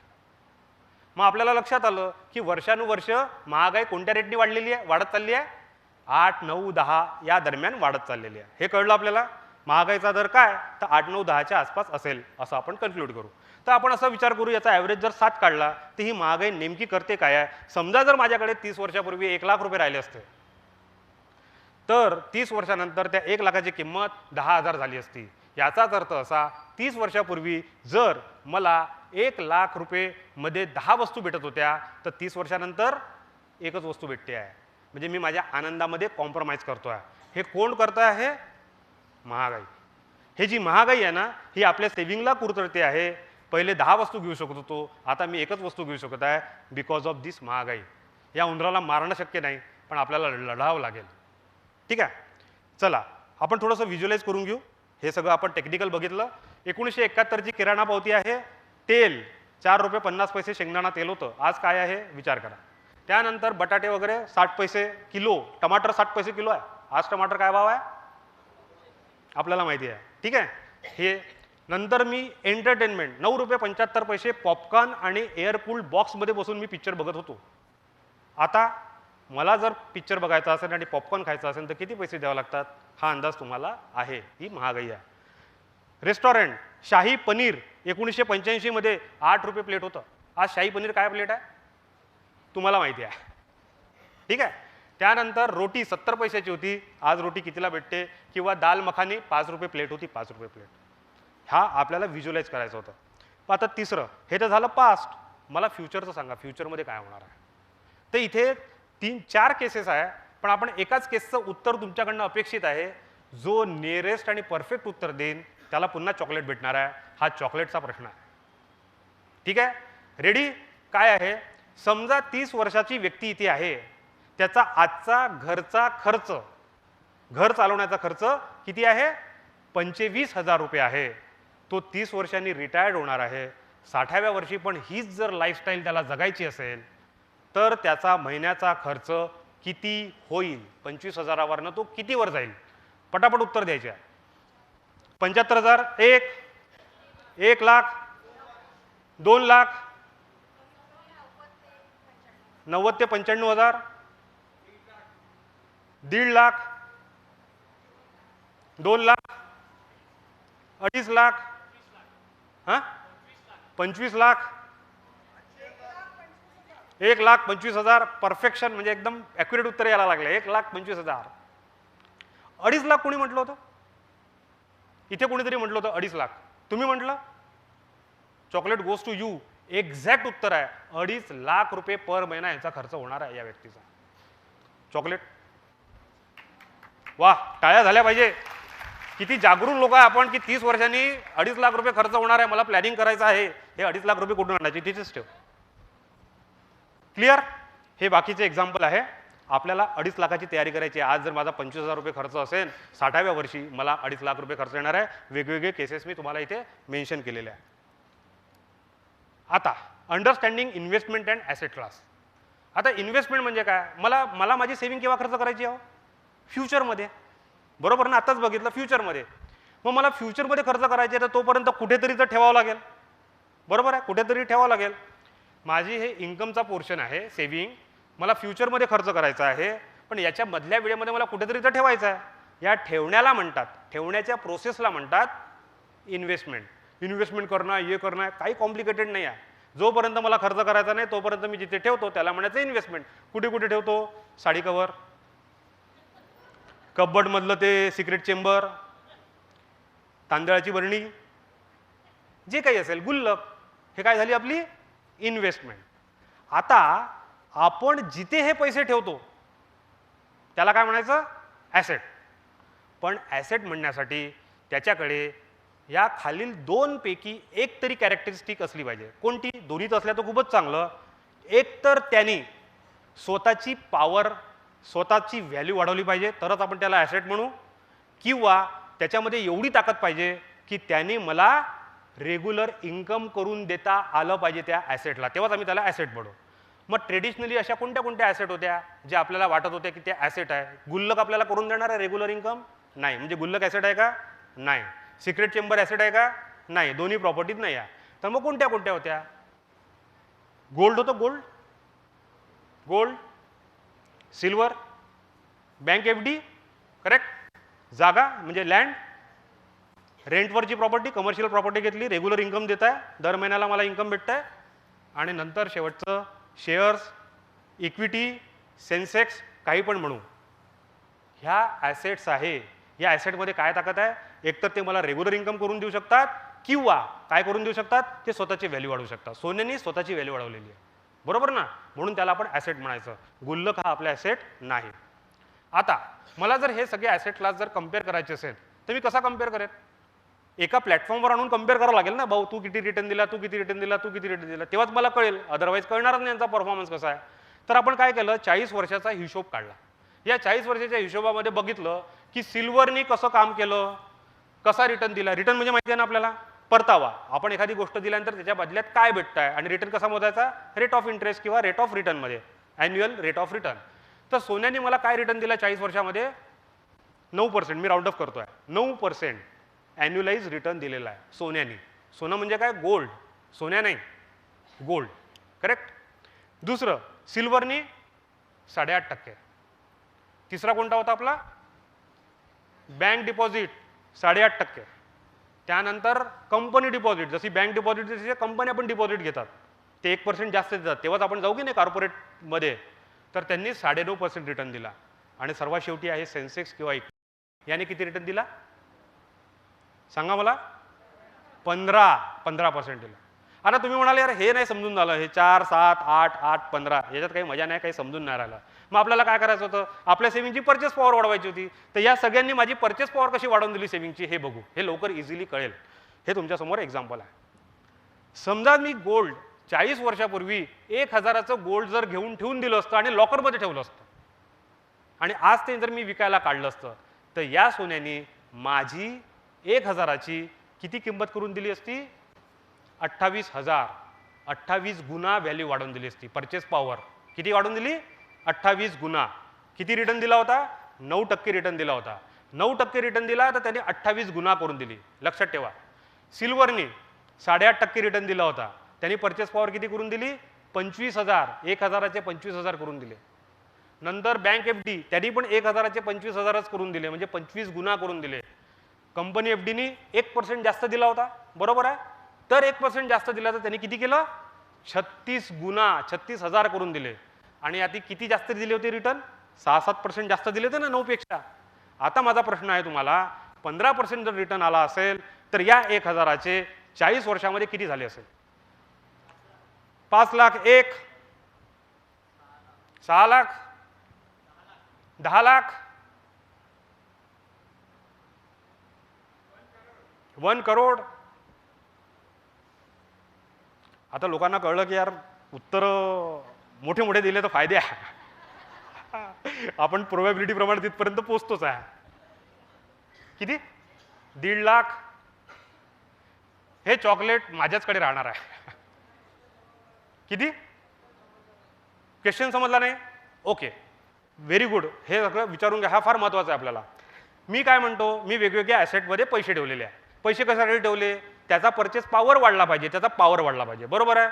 आता समजा जर 40 वर्षापूर्वी मी 1000चं सोनं जर घेतलं असतं आणि लॉकरमध्ये ठेवून दिलं असतं आणि आज ते विकायला काढलं असतं, तर त्या सोन्याने ते सोनं कितीला गेलं असतं? तर ते गेलं असतं 28,000ला विकल्या गेलं असतं. याचाच अर्थ सोन्याने माझा 1000 रुपयाचे किती करून दिले? 28,000 करून दिले. म्हणजे किती गुणा करून दिले? 28 गुणा करून दिले, 28 मल्टिपल करून दिले, बरोबर. हेच जर मी सिल्वरचा कॉईन म्हणजे 1000चं सिल्वर जर लॉकरमध्ये ठेवून दिलं असतं, आज जर विकायला काढलं असतं 40 वर्षांनी, त्यांनी माझ्या 1000चे किती करून दिले? सिल्वरने 25,000, राऊंडअपमध्ये बोलतोय, 25,000 म्हणजे 25 गुणा करून दिले. बँक FDने किती केले? त्यांनी पण तितकेच केले, 25 गुणा केले. नंतर कंपनी डिपॉझिटने किती केले? 1% जास्त दिला, तर 36,000 केले. आता या सेन्सेक्सने किती केले होत्या? 15, आठवतं ना 15. जर 15 केले होते तर त्यांनी 1000चे किती करून दिले सेन्सर? 3 करोड. 70 लाख ते 80 लाख. सरांनी कंपाऊंडिंग ॲन्युअल काढला, तुम्ही 3 करोड काढला. परफेक्ट. हा चॉकलेटचा प्रश्न आहे. हे चॉकलेट माझ्याकडे राहणार आहे. ठीक आहे, खूप छान प्रयत्न होता सगळ्यांचा. हां, येस.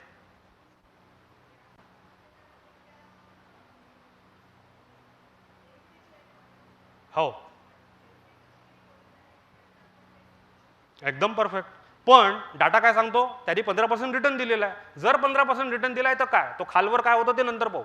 पण त्यांनी 15% रिटर्न दिला हे तर पक्का आहे. मग 15% रिटर्न दिला असेल तर त्यांनी 1000चे म्हणजे किती करून दिले असेल? जाऊ द्या, सेन्सेक्स सोडून द्या, एखादं काहीतरी आहे जे मला 15% रिटर्न देत आहे असं समजू आपण. तर 15% रिटर्न दिल्याने त्यांनी 1000चे किती करून दिले, हा आपला प्रश्न आहे. 10 लाख, 6 लाख, 40 लाख, 6 करोड, 1.5 लाख. एकदम परफेक्ट. खूप छान वाटतं मला हे सगळे उत्तर ऐकून. स्टील काय, हो, आपण हा सेन्सेक्स विसरून जा. तिथे सेन्सेक्स आहे म्हणून विसरूनच जा. तिथे एखादी अशी वस्तू आहे ज्याने मला 15% रिटर्न दिलेला आहे. ठीक आहे. तर तरी पण या प्रश्नाचं उत्तर माझंच बरोबर राहणार, कारण का ते मला माहिती आहे म्हणून. गुगलवर कंपाऊंडिंग केलं का सर कोणी? ओके. 2,70,000. 2,70,000 हे त्याचं खरं उत्तर आहे. करोड वगैरे नाही आहे, इतके काही जास्त त्यांनी वाढवून नाही दिले. बघू आपण 1 to 1 मध्ये एकदा बघून घेऊ नक्की. ठीक आहे. आता आपण कॉमन प्लॅटफॉर्मवर डिस्कस नाही करू, पण दिस इज अ फॅक्ट की किती झाले? 2,70,000. म्हणजे त्यांनी किती करून दिले? 15% माझे 270 टाइम्स करून दिले. बाकीच्या लोकांनी काय केले? 27 टाइम, 25 टाइम, है ना, 28 टाइम हे बघितलं. पण सेन्सेक्सनी मला किती करून दिले? 270 टाइम, 2,70,000 करून दिले. ठीक आहे, एवढाच पॉईंट होता. आता हे एक छोटंसं एक्झाम्पल आहे. हे काय सांगतं बघा. SBI छान वाटतं, सेफ वाटतं. FD कुठे करतो आपण? SBI मध्ये. चालेल, काही हरकत नाही. एका व्यक्तीने 30 वर्षाचा सीन आहे, त्यांनी बँकेमध्ये FD केली. या 30 वर्षामध्ये त्यांनी जितकीची पण FD केली त्याला 12 गुणा त्या FDने करून दिलं. किती गुणा करून दिलं? 12 गुणा. पण त्यांनी ॲसेट क्लास बदलला. FD वरनं तो कुठे आला? इक्विटीवर आला. इक्विटी म्हणजे SBIचा त्यांनी शेअर घेतला आणि त्यांनी किती करून दिले? 262 टाइम्स. फरक आहे SBIचा आहे, फक्त ॲसेट क्लास चेंज केला आहे.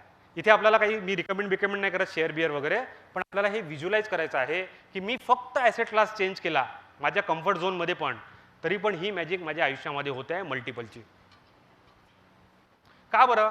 कारण आपल्याला ओनरशिप येते. जेव्हा आपण पहिले पाहिलं होतं ना, माझ्या वाढणाऱ्या खर्चामुळे ज्या कोणाचा प्रॉफिट होतो आहे त्याची ओनरशिप मला घ्यायची आहे, म्हणजे त्याचा मला शेअर घ्यावा लागेल. क्लिअर? ओके. रूल ऑफ 72 कोणाला माहिती आहे? सर रूल ऑफ 72 माहिती आहे? एकदम परफेक्ट. अजून कोणाला माहिती आहे? किती लोकांनी मागच्या वेळेस सेशन अटेंड केलं होतं? मीच होतो. एक कोणतं तरी सेशन होतं, मीच होतो. मी रूल ऑफ 72 सांगितलं होता. मी तेव्हा एवढं मोठं प्रेझेंटेशन नव्हतं केलं, पण रूल ऑफ 72 नक्की सांगितलं होता. जर मागच्या वेळेस कोणी अटेंड केलं असेल त्यांनी जर आज रूल ऑफ 72 सांगितला त्याला 10 चॉकलेट. ठीक आहे. मी आता रूल ऑफ 72 घेणार नाही आज. ज्यांना माहिती आहे त्यांच्याकडनं घ्यायचा, ज्यांनी अटेंड केला त्यांनी तो शोधून काढायचा काय होता बा, आणि एकमेकासोबत डिस्कस करायचं. का बरं डिस्कस करायचं? हे डिस्कस केल्यानंतर तुम्हाला कळलं, ज्यांना माहिती आहे त्यांच्याकडनं समजून घ्या. समजल्यानंतर अजून पुष्कळ लोकांना सांगा. मी हा रूल ऑफ 72 का बरं म्हणतो? हा रूल ऑफ 72 जर आपल्याला कळला, माझी एक गॅरंटी आहे, तुम्ही सक्सेसफुल इन्व्हेस्टर व्हाल की नाही माहिती नाही, पण चुकीचा निर्णय मात्र आयुष्यामध्ये इन्व्हेस्टमेंटच्या बाबतीत घेणार नाही. हा रूल ऑफ 72 मी 1 to 1 मध्ये सांगायला तयार आहे. तुम्ही आतमध्ये डिस्कस करा तरी चालेल. आपल्याकडे आज जरा वेळ कमी आहे म्हणून मी तो घेत नाही आहे, पण रूल ऑफ 72 फार महत्त्वाचा आहे. मी प्रत्येकाला सांगणार आहे. माझा नंबर देईन, आपण बोलू, रूल ऑफ 72 सांगू किंवा एकमेकाशी चर्चा करा. हा जर माहिती असेल तर माझी गॅरंटी आहे तुम्ही आयुष्यामध्ये चुकीचा निर्णय इन्व्हेस्टमेंटच्या बाबतीत तरी घेणार नाही. इन्व्हेस्टर तुम्ही सक्सेसफुल व्हाल की नाही हे माहिती नाही, पण चुकीचा निर्णय घेणार नाही. ठीक आहे? ओके. अरे पुन्हा ही स्लाईड आली. चुकून आली का? चुकून नाही आली. मला हे 2,70,000 डिस्टर्ब करतात आहे. 1,000चे 2,70,000 करून दिलेले आहे. कसे ते आता बघू. आता मला सांगा, जर मला गोल्डमध्ये इन्व्हेस्ट करायचे असेल तर मी काय करीन? गोल्ड विकत घेईन. सिल्वरमध्ये इन्व्हेस्ट करायचं तर सिल्वर विकत घेईन. FD मध्ये इन्व्हेस्ट करायचं असेल तर FD विकत घेईन. आणि मी आता एक्झाम्पल सांगितलं सेन्सेक्स. मग सेन्सेक्समध्ये इन्व्हेस्ट करायचं असेल तर काय करीन? सेन्सेक्स विकत घेईन. आपण लेमन लँग्वेजमध्ये मला इथे जर बघतोय मी गोल्डमध्ये इन्व्हेस्ट करायचं तर गोल्ड विकत घेईन, सिल्वर विकत घेईन, बँक FD विकत घेईल, कंपनी डिपॉझिट विकत घेईल. मग सेन्सेक्समध्ये करायचं असेल तर मला सेन्सेक्स विकत घ्यावं लागेल. ॲग्रीड. मग सेन्सेक्स जर विकत घ्यायचा असेल तर मला हे तर माहीत पाहिजे सेन्सेक्समध्ये काय आहे. बरोबर आहे. सेन्सेक्स म्हणजे काय याच्या डेफिनेशन तुम्हाला भेटून जातील. सिम्पल डेफिनेशन अशी आहे, सेन्सेक्स म्हणजे माझ्या भारताच्या इकॉनॉमीचा हार्ट किती स्ट्रॉंग आहे हेच हे दाखवतं. हे सिम्पल झालं. पण सेन्सेक्स जर मला विकत घ्यायचं असेल तर मला हे जाणून घ्यावं लागेल की सेन्सेक्समध्ये आहे काय. तर सिम्पल उत्तर आहे सेन्सेक्समध्ये आहे शेअर्स. पुष्कळ लोकांनी म्हटलं शेअर. बरोबर आहे. पण किती शेअर आहे. मला जर 1 युनिट सेन्सेक्स जर घ्यायचा असेल, सेन्सेक्स घ्यायचा असेल तर 1 युनिट तरी कमीत कमी घेतो. खूप इमॅजिनरी बोलतोय बरं आपण, असं नसतं सेन्सेक्स 1 युनिट वगैरे. पण आपल्याला विषय समजून घ्यायचा आहे. मला जर सेन्सेक्स घ्यायचा आहे, मला 1 युनिट जर सेन्सेक्स घ्यायचा असेल तर मला काय करावं लागेल, सेन्सेक्समध्ये जितके काही शेअर आहे ते कमीत कमी 1 शेअर घ्यावं लागेल. मग आता मला हे जाणून घ्यावं लागेल की सेन्सेक्समध्ये आहे किती शेअर. सांगा मला किती कंपन्यांचे शेअर सेन्सेक्समध्ये आहे. जो परफेक्ट उत्तर देईन त्याला चॉकलेट. हा चॉकलेटवाला प्रश्न आहे. 6,000च्या वरती 4,000. 30 मेजर कंपनीज 50. निफ्टी 50 50. 500 500 पण सांगा. 70 ते 80. खूप खूप असं उत्तर कोणाचं आहे. खूप 52. 40. पुन्हा चॉकलेट गोस टू सर ज्यांनी म्हटलं 30. फक्त 30च कंपन्या आहे. सेन्सेक्स गडगडला. बरं आजचा सेन्सेक्स किती आहे. सेन्सेक्सचा अंदाज किती आहे माहिती तुम्हाला. 82,000 वगैरे काहीतरी आहे ना. तर हे 82,000 म्हणजे काय आहे, त्याच्यात फक्त 30च कंपन्या आहे. बरोबर. हे चॉकलेट. तर काय झालं, टाळ्या झाल्या पाहिजे. तर सेन्सेक्समध्ये किती कंपन्या आहे, फक्त 30 कंपन्या आहे. मग मला सेन्सेक्स विकत घ्यायचा असेल तर मला किती कंपन्यांचा कमीत कमी 1 शेअर घ्यावा लागेल. 30 कंपन्यांचा. मग 30 कंपन्या किती आहे, कुठे आहे. या 30 कंपन्या आहे, नाव देऊन दिले मी. आता याचा 1 शेअर जर घ्यायचा असेल तर काय करावं लागेल, या सगळ्या शेअरची टोटल मारावं लागेल. त्या शेअरची किंमत दिलेली आहे, टोटल मारा टोटल किती पैसे लागेल मला सेन्सेक्समध्ये इन्व्हेस्ट करायचे असेल तर. 1 मध्ये इन्व्हेस्ट करायचे असेल तर टोटल मारली 3260 प्लस 317 वगैरे वगैरे. मी पटकन उत्तर देऊन देतो. हे जवळजवळ 84,000 आहे. आता तुम्ही म्हणाल सचिन तू तर खूप गोष्टी केल्या होत्या हजाराच्या. सेंसेक्स में 1,000 रुपये डाले रहते तो ऐसा होता. आज अभी हमने मन बनाया कि सेंसेक्स में थोड़ा पैसा डालते, पता चला वहां पे तो 84,000 लग रहे. तो तुम तो गलत इन्फॉर्मेशन दे रहे हो. बरोबर आहे. मनात असं येऊ शकतं.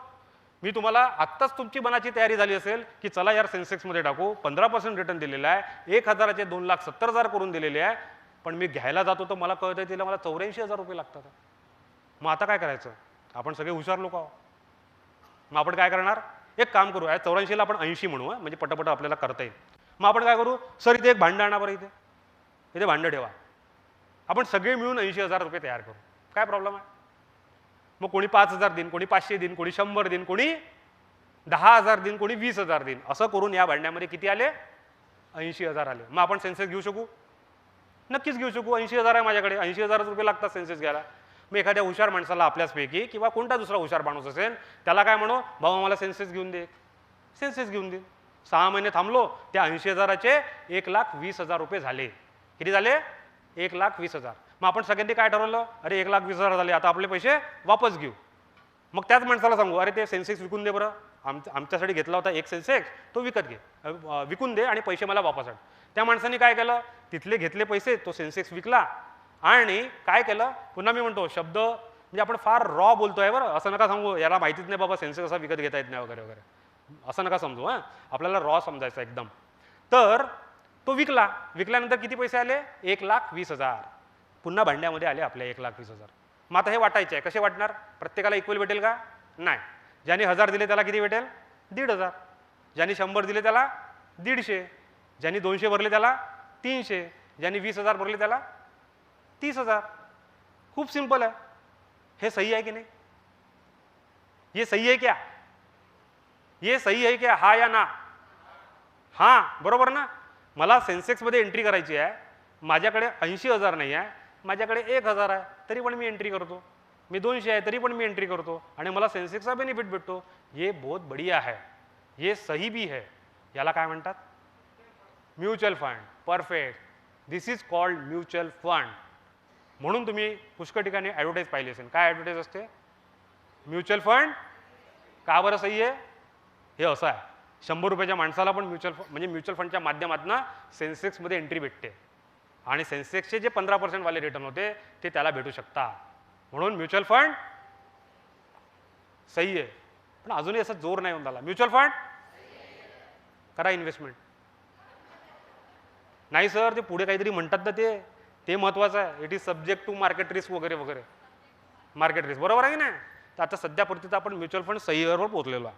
तर आता तुम्ही बघितलं असेल इथे 30 कंपन्या आहे. आपण सुरुवातीला म्हटलं की ज्यामुळे माझा खर्च वाढतो आहे त्या कंपनीच्या प्रॉफिटेबिलिटीचा पोर्शन जर मला घ्यायचा असेल तर त्या कंपनीचा मला शेअर घ्यावा लागेल. तो शेअर जर पाहिजे असेल ती कंपनी तर मला इथे दिसतच नाही आहे. मग कुठे भेटेल ती भेटेल इकडे BSE आणि NSE मध्ये. BSE आणि NSE मध्ये किती कंपन्या आहे? खूप खूप. जे उत्तर होतं की नाही ते इथे आहे. 5000च्या वर. कोणी उत्तर दिलं 6000 वगैरे वगैरे. हे सगळं BSE आणि NSE वर सगळे अवेलेबल आहे. हे BSE NSE काय आहे? सोनं घ्यायचं असेल तर कुठे जातो आपण? सराफा बाजारात. भाजी घ्यायची असेल तर व्हेजिटेबल मार्केटमध्ये. मग जर शेअर घ्यायचा असेल तर शेअर बाजारामध्ये. तर हे BSE आणि NSE काय? शेअर बाजार आहे. इथे काय भेटतं? शेअर भेटतात कंपन्यांचे. किती कंपन्यांचे भेटतात? 5000 प्लस 2500 प्लस. ठीक आहे, क्लिअर. आता मी जे हे पूलमध्ये आलेले पैसे आहे ना ते कोणाला तरी इन्व्हेस्ट करायला देतोय. तर समजा तो इन्व्हेस्ट करणारा माणूस जर खूप हुशार असेल तर आपलं काम चांगलं करेल तो. मग हा MBA finance, CA, CFA, financial risk manager, master of management studies MMS, certified financial planner, या सगळ्या डिग्री आहे. 20-20 वर्ष लोकांनी या करिअरमध्ये घासलेले आहे. अशा व्यक्तीला जर मी बोलावलं आणि त्याला म्हटलं ह्या पूलमधले पैसे घे रे बाबा आणि आम्हाला इन्व्हेस्ट करून दे आणि चांगल्या प्रकारचे रिटर्न आणून दे, हे चांगलं आहे की नाही? म्युच्युअल फंडमध्ये एक्झॅक्टली हेच होतं. अतिशय हुशार अभ्यासू लोक आपले पैसे चांगल्या पद्धतीने इन्व्हेस्ट करतात आणि त्याच्या बदल्यात आपल्याला रिटर्न आणून देतात. मग एवढ्या मोठ्या लोकांनी जर काम केलेलं आहे आणि सेन्सेक्सनी मला काय रिटर्न दिला होता? 15%. इथे जर हुशार लोक काम करतात आहे त्यांनी थोडेसे तर जास्त आणून द्यायला पाहिजे, बरोबर ना? नाही आणून दिलं तर काय फायदा एवढं सगळं करण्याचा? यांनी दिले आपल्याला 18% रिटर्न. 1% काय जादू करतो आपल्याला माहिती आहे. त्याचा कंपाऊंडिंग इफेक्ट काय होतं माहिती आहे. याने 3% जास्त रिटर्न आणून दिले कारण हुशार लोक काम करतात आहे. आपल्याला आपलं डोकं लावायचं नाही आहे. आपल्याला फक्त इथे भांड्यामध्ये पैसे टाकायचे आहे. क्लिअर? तर हे आहे म्युच्युअल फंड सही आहे. सही हे असल्यामुळे त्यांनी 18% रिटर्न दिले. हे सगळे प्रोफेशनल लोक आहे. अशी टीम काम करते आपल्या पैशासाठी. आपण देतो किती पैसे? 1000 रुपये. हे 1000 रुपयाचे एवढे सगळे लोक काम करतात आपल्या 1000 रुपयासाठी.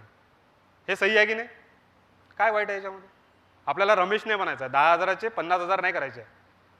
आपल्याला एवढ्या सगळ्या लोकांना कामाला लावायचं आहे. हे सगळे एज्युकेटेड लोक काम करत असतात आपल्यासाठी म्युच्युअल फंडामध्ये. तुम्ही पुष्कळ ठिकाणी जाता, इतक्या सगळ्या ॲडव्हर्टाईज दिसतात चौकाचौकामध्ये, बरोबर आहे? फेसबुक बघत असेल तर मध्येच कोण येतो? सचिन तेंडुलकर येतो, म्युच्युअल फंड सही आहे. धोनी येतो, म्युच्युअल फंड सही आहे. कुठेतरी ॲड येते, म्युच्युअल फंड सही आहे. मोठमोठे होल्डिंग आहे, म्युच्युअल फंड सही आहे. हे सगळे म्युच्युअल फंडच्या ॲडव्हर्टाईज आपल्याला पाहायला भेटतात. आता महत्वाचा, म्युच्युअल फंड सही है मगर it is subject to market risk, इसलिए हम म्युच्युअल फंड में काम नहीं कर रहे या हम नहीं जाएंगे क्योंकि it is subject to market risk. आता रिस्क जर असेल तर काय ऑप्शन आहे आपल्याकडे? रिस्कला अवॉइड करा. सिंपल. म्हणजे काय झालं, मी जर रस्त्यावर निघालो तर माझा ॲक्सिडेंट होईल हे मला RTOने सांगितलं, ही रिस्क आहे. मग मला ही रिस्क घ्यायची नसेल तर काय करावं लागेल? मला रस्त्यावरच यावं नाही लागणार. जर मला रिस्क अवॉइड करायची असेल तर दिस इज नॉट सोल्युशन. मग दुसरं सोल्युशन काय आहे? Let us understand the risk. Risk काय आहे? रिस्क ही तोपर्यंतच रिस्क आहे जोपर्यंत त्याच्याबद्दल मला पूर्ण माहिती नाही. क्लिअर? मी थोडंसं आता फास्ट घेतो. आता रिस्क जर म्युच्युअल फंडातली समजून घ्यायची असेल तर सिंपल भाषेमध्ये मी सांगतो. समजा मी 1000 रुपये घेतले आणि मी म्युच्युअल फंडामध्ये गेलो, हे घ्या माझे 1000 रुपये, मला म्युच्युअल फंड द्या.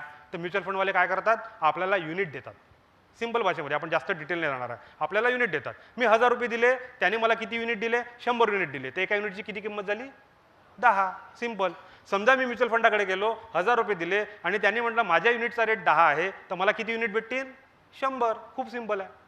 जेव्हा म्युच्युअल फंड आपल्याला रिटर्न आणून देतो तर तो काय करतो, या युनिटची किंमत वाढवून देतो. 10 रुपये किंमत होती ती वाढवून देतो. म्हणजे फॉर एक्झाम्पल 10 रुपयाचे समजा त्यांनी मला 11 रुपये करून दिले, तर त्यांनी माझे 1000चे किती करून दिले, 1100 करून दिले. क्लिअर ना, सिंपल आहे ना. जर म्युच्युअल फंड मला रिटर्न आणून देतो, म्युच्युअल फंड मला प्रॉफिट करून देतो, याचा अर्थ असा की तो त्याच्या युनिटची किंमत वाढवून देतो आपल्याला. क्लिअर.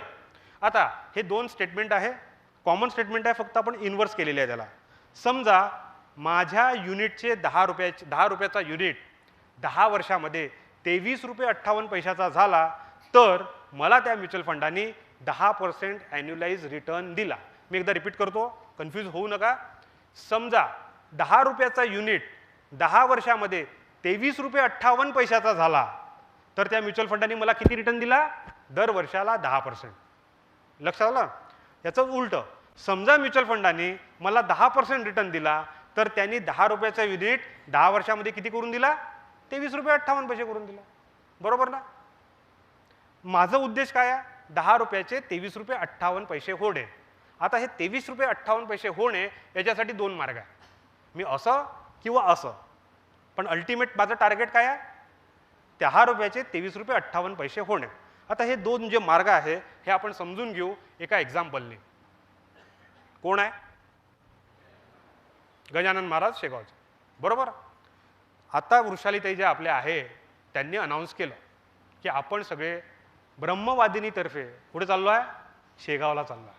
किती जण यायला तयार होतील, सगळेच. हात वर करा असं विचारायचंच नाही, सगळेजण यायला तयार होतील. पण ते काय म्हणतात आहे, याच्यासाठी 2 मार्ग आहे, 2 ऑप्शन आहे तुमच्याकडे.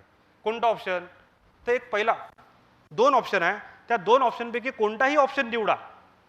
तुम्ही बरोबर 10 दिवसांनी 11व्या दिवशी दुपारी 12 वाजता गजानन माऊलीसमोर दर्शनासाठी उभे राहणार आहे. पुन्हा रिपीट करतो, 2 ऑप्शनपैकी कोणताही एक ऑप्शन घ्या, तरी तुम्ही 10 दिवसामध्ये 11व्या दिवशी गजानन महाराजांसमोर 12 वाजता उभे राहणार आहे दर्शनासाठी. पहिला ऑप्शन आहे व्हॅनिटी कार. या कारबद्दल माहिती आहे, बेसिक खाण्यापिण्याची सोय आहे, फ्रेश होण्याची सोय आहे. तुम्ही याच्यात चढले उतरता येणार नाही. ही आपली हळूहळू जात राहील, बरोबर 10 दिवस चालेल. 11व्या दिवशी दुपारी 12 वाजता गजानन माऊलीसमोर तुम्ही राहणार आहे. क्लिअर. दुसरा ऑप्शन कोणता आहे, दुसरा ऑप्शन हा आहे, आम्ही पालखी घेणार आहे, आम्ही दिंडी घेणार आहे, आम्ही कीर्तन करणार आहे, आम्ही नाचणार आहे. बरोबर. असं करत करत जाणार आहे. किती दिवसात जाणार आहे, 10 दिवसातच जाणार आहे. बरोबर 11व्या दिवशी दुपारी 12 वाजता गजानन माऊलीसमोर उभे राहणार आहे. आता या 2 मार्गांपैकी कोणता मार्ग तुम्ही निवडाल. वारीचा वारीचा वारीचा असे उत्तर येऊन आले. दुसरा, आता या 2 मार्गांमध्ये काय फरक आहे आपण जाणून घेऊ. हा पहिला जो मार्ग आहे ना, हा स्मूथ मार्ग आहे, no risk at all. Smooth मार्ग आहे, एकदा बसायचं, काहीही प्रॉब्लेम नाही, तुम्ही डेस्टिनेशनला पोहोचणार आहे. पण याची असेल तर मी बर्डीवरनं निघालो, शंकरनगरला यायला 1.5 तास लागणार आहे. ही त्याची स्पीड आहे, ही चेंज होणार नाही. तुम्हाला तिथेच बसून राहायचं आहे आणि बरोबर 10 दिवसांनी कुठे जाणार आहे, शेगावला पोहोचणार आहे. तर हा झाला स्मूथ मार्ग. हा दुसरा मार्ग काय आहे, काय काय रिस्क आहे इथे. कधी पंचपक्वान्नाचं जेवण भेटेल, कधी कांदा भाकर भेटेल, कधी झुणका भाकर भेटेल, कधी मसाले भात आणि कढीच भेटेल, कधी झाडाची सावली भेटेल, कधी राहायला महाल भेटेल, कधी शाळेमध्ये राहावं लागेल, कधी झोपडीमध्ये राहावं लागेल, कधी तुम्ही समोर जाल, कधी मागे राहाल. पण 10 दिवसामध्ये 11व्या दिवशी तुम्ही गजानन माऊलीसमोर उभे राहणार आहात. मग सगळ्यांनी दुसरा मार्ग का निवडला, रिस्क आहे ना. काय काय रिस्क आहे, कधी पंचपक्वान्न खायला भेटेल, कधी नाही भेटेल, तरी पण हा मार्ग निवडला. कारण सांगतो मी तुम्हाला, या 2 मार्गांनी गेलेली व्यक्ती एकाच वेळेस गजानन माऊलीसमोर उभी राहिले, दोघांनाही गजानन माऊलीचं दर्शन झालं.